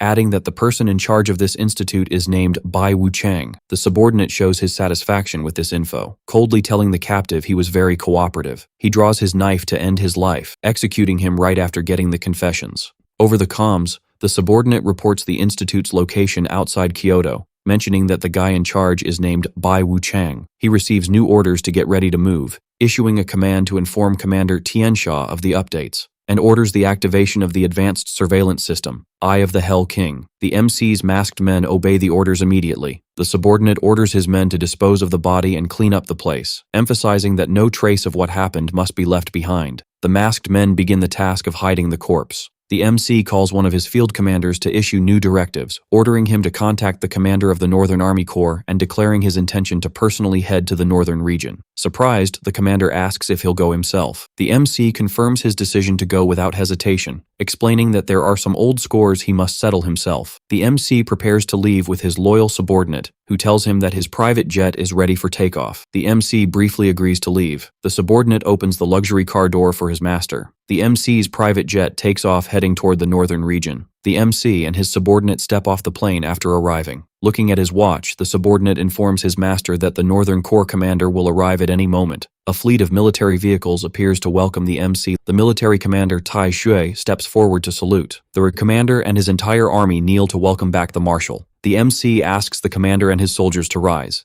telling him that his return this time isn't for pleasantries or nostalgia, but because he needs his help to investigate an important matter. The commander shows total readiness to execute the marshal's orders. The MC reveals his mission regarding the past 3 years, ordering him to search for 23 children who went missing in the northern region, stressing the absolute need to find out their fate and whereabouts. Shocked by this sudden request, the commander starts linking this disappearance to a certain organization. The MC utters the name of the target organization, Hall of, completing it with Immortality, to confirm the commander's suspicions. The commander reassures his master, promising to execute the mission, swearing he'll mobilize all intelligence agents to uncover the truth, promising to deliver the results within 3 days, assuring him he'll get a definitive answer. The commander explains things to the marshal on a strategic map, pointing to the suspected location of the Hall of Immortality branch in the northern capital. The MC issues a final order to mobilize forces in preparation for the attack. The MC sets a 1-hour deadline to head out. Surprised and bewildered, the military commander calls out to the marshal, wondering how many troops should be mobilized for this mission. The MC orders the mobilization of all available forces without exception. The commander salutes, confirming his understanding of the orders. 100,000 soldiers are mobilized alongside a fleet of armored vehicles and helicopters.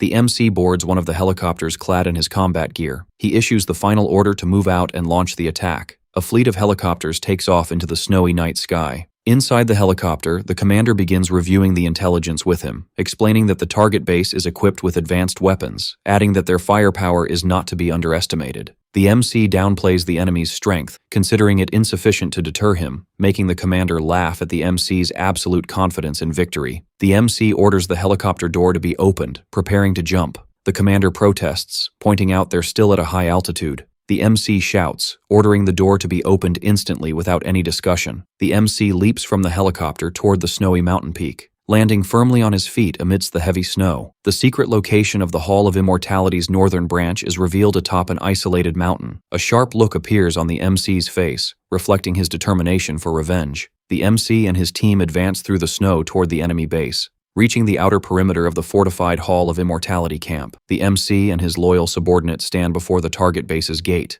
The base guards shout, ordering them to freeze immediately, declaring that this area is a restricted military zone, warning that trespassers are strictly forbidden from approaching. One of the guards repeats his order to stop in a much harsher tone. All guards aim their weapons at the MC, ready to open fire. The subordinate steps forward and deflects the hail of bullets with his spiked mace. Realizing the attackers are powerful fighters, the guards order the base to be alerted. The subordinate charges at the guards to face them head-on, delivering a crushing blow to one of the guards with his mace. The guard's body flies through the air, crashing far away from the impact. The remaining guards unleash heavy fire in a desperate attempt to stop him. The subordinate launches into a wild, violent assault with his crazy fighting style, wiping out all surrounding guards in a matter of moments. Standing victorious among the corpses, the subordinate calls out to his master, informing him that the gate is now wide open. The MC steps forward with steady strides, passing the eliminated guards. Sirens blare inside the base, announcing intruders, as an order is issued for all forces to immediately prepare for battle. The MC and his team reach the entrance of one of the main buildings at the base. The base commander comes out to confront them, mocking their small numbers, describing them as fools who don't weigh the consequences of their actions. Issuing a decisive order to his men to eliminate them instantly, a massive explosion rocks another part of the base to distract them. The commander curses angrily upon realizing it's a trap, deducing that another force is attacking the base simultaneously. The base soldiers engage in a fierce firefight with the MC's forces. A fleet of attack helicopters appears to establish a complete aerial blockade. In total shock, the commander recognizes that these helicopters belong to the Northern Army. Terrified, he asks the MC about his true identity. The MC raises his hand, signaling the start of the all-out assault. A convoy of tanks and armored vehicles rolls forward to enforce a ground siege. The base is completely surrounded on all sides by military forces. Soldiers dismount from their vehicles, prepping to storm the place. The commander freezes in his tracks from pure terror and shock. Tai Jue advances with his soldiers to confront the base commander. Tai Jue and his soldiers kneel before him, asking the MC to issue the final order to launch the strike. The base commander begins guessing the MC's terrifying identity, wondering in shock if he is Chen Junlin, then asking in absolute terror if he's the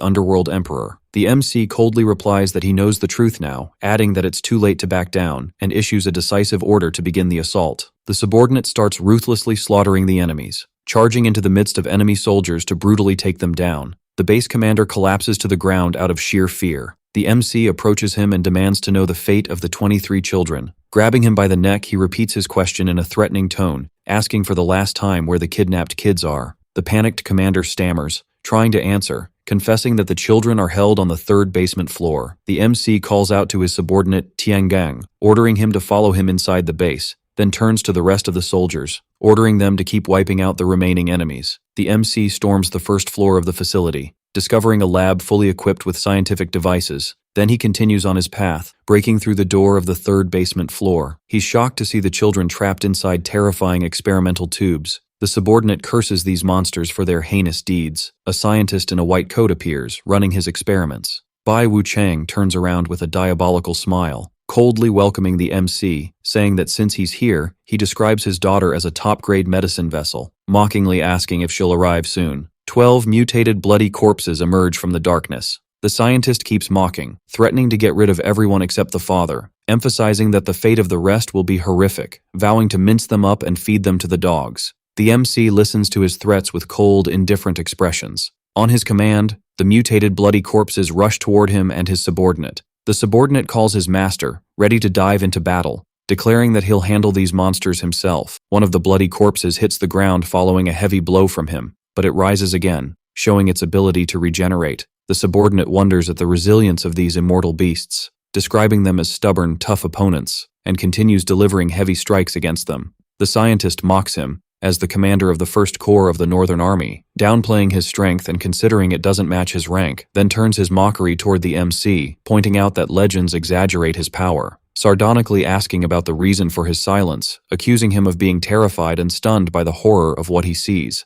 In a firm tone, the MC calls out to his subordinate Tiangang, giving him a strict 2-minute deadline to finish the fight, warning him that if he fails to wipe out this scum, he'll be exiled to the northern desert to herd sheep. The subordinate accepts the order with complete seriousness and readiness to fight. His body ignites with energy as he begins to face the surrounding monsters. His eyes flash red, announcing the start of his true attack.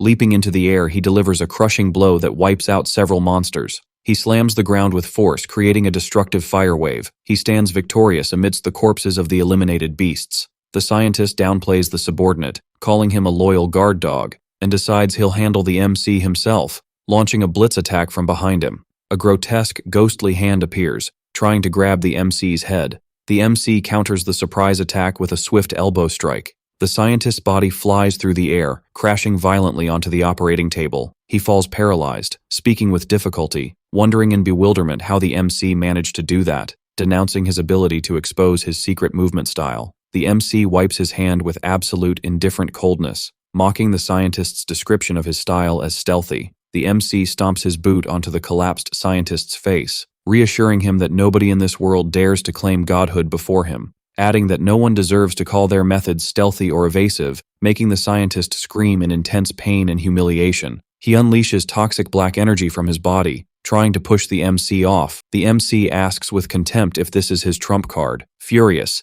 the scientist screams the MC's name, Chen Junlin, accusing him of arrogance and hubris, revealing that he possesses an immortal body granted to him by the palace master, and brags that he can never be killed. The scientist's body begins mutating into a grotesque, disgusting form. He screams the word explode as his facial features warp. The bodies of the 12 bloody corpses suddenly bloat up. Realizing the gravity of the upcoming situation, the subordinate shouts, warning his master of the imminent danger. The subordinate falls to the ground from the sheer intensity of the situation. The bloody corpses explode with massive force, causing widespread destruction. The scientist appears in his second form as a winged beast, letting out hysterical laughter. The subordinate realizes his power has reached a half-god level. Defiantly, the transformed scientist calls out to Chen Junlin, mockingly asking if he has seen his true strength, bragging that this is the power of the gods, claiming that this is the final form of evolution, describing his new form as the perfect shape of life.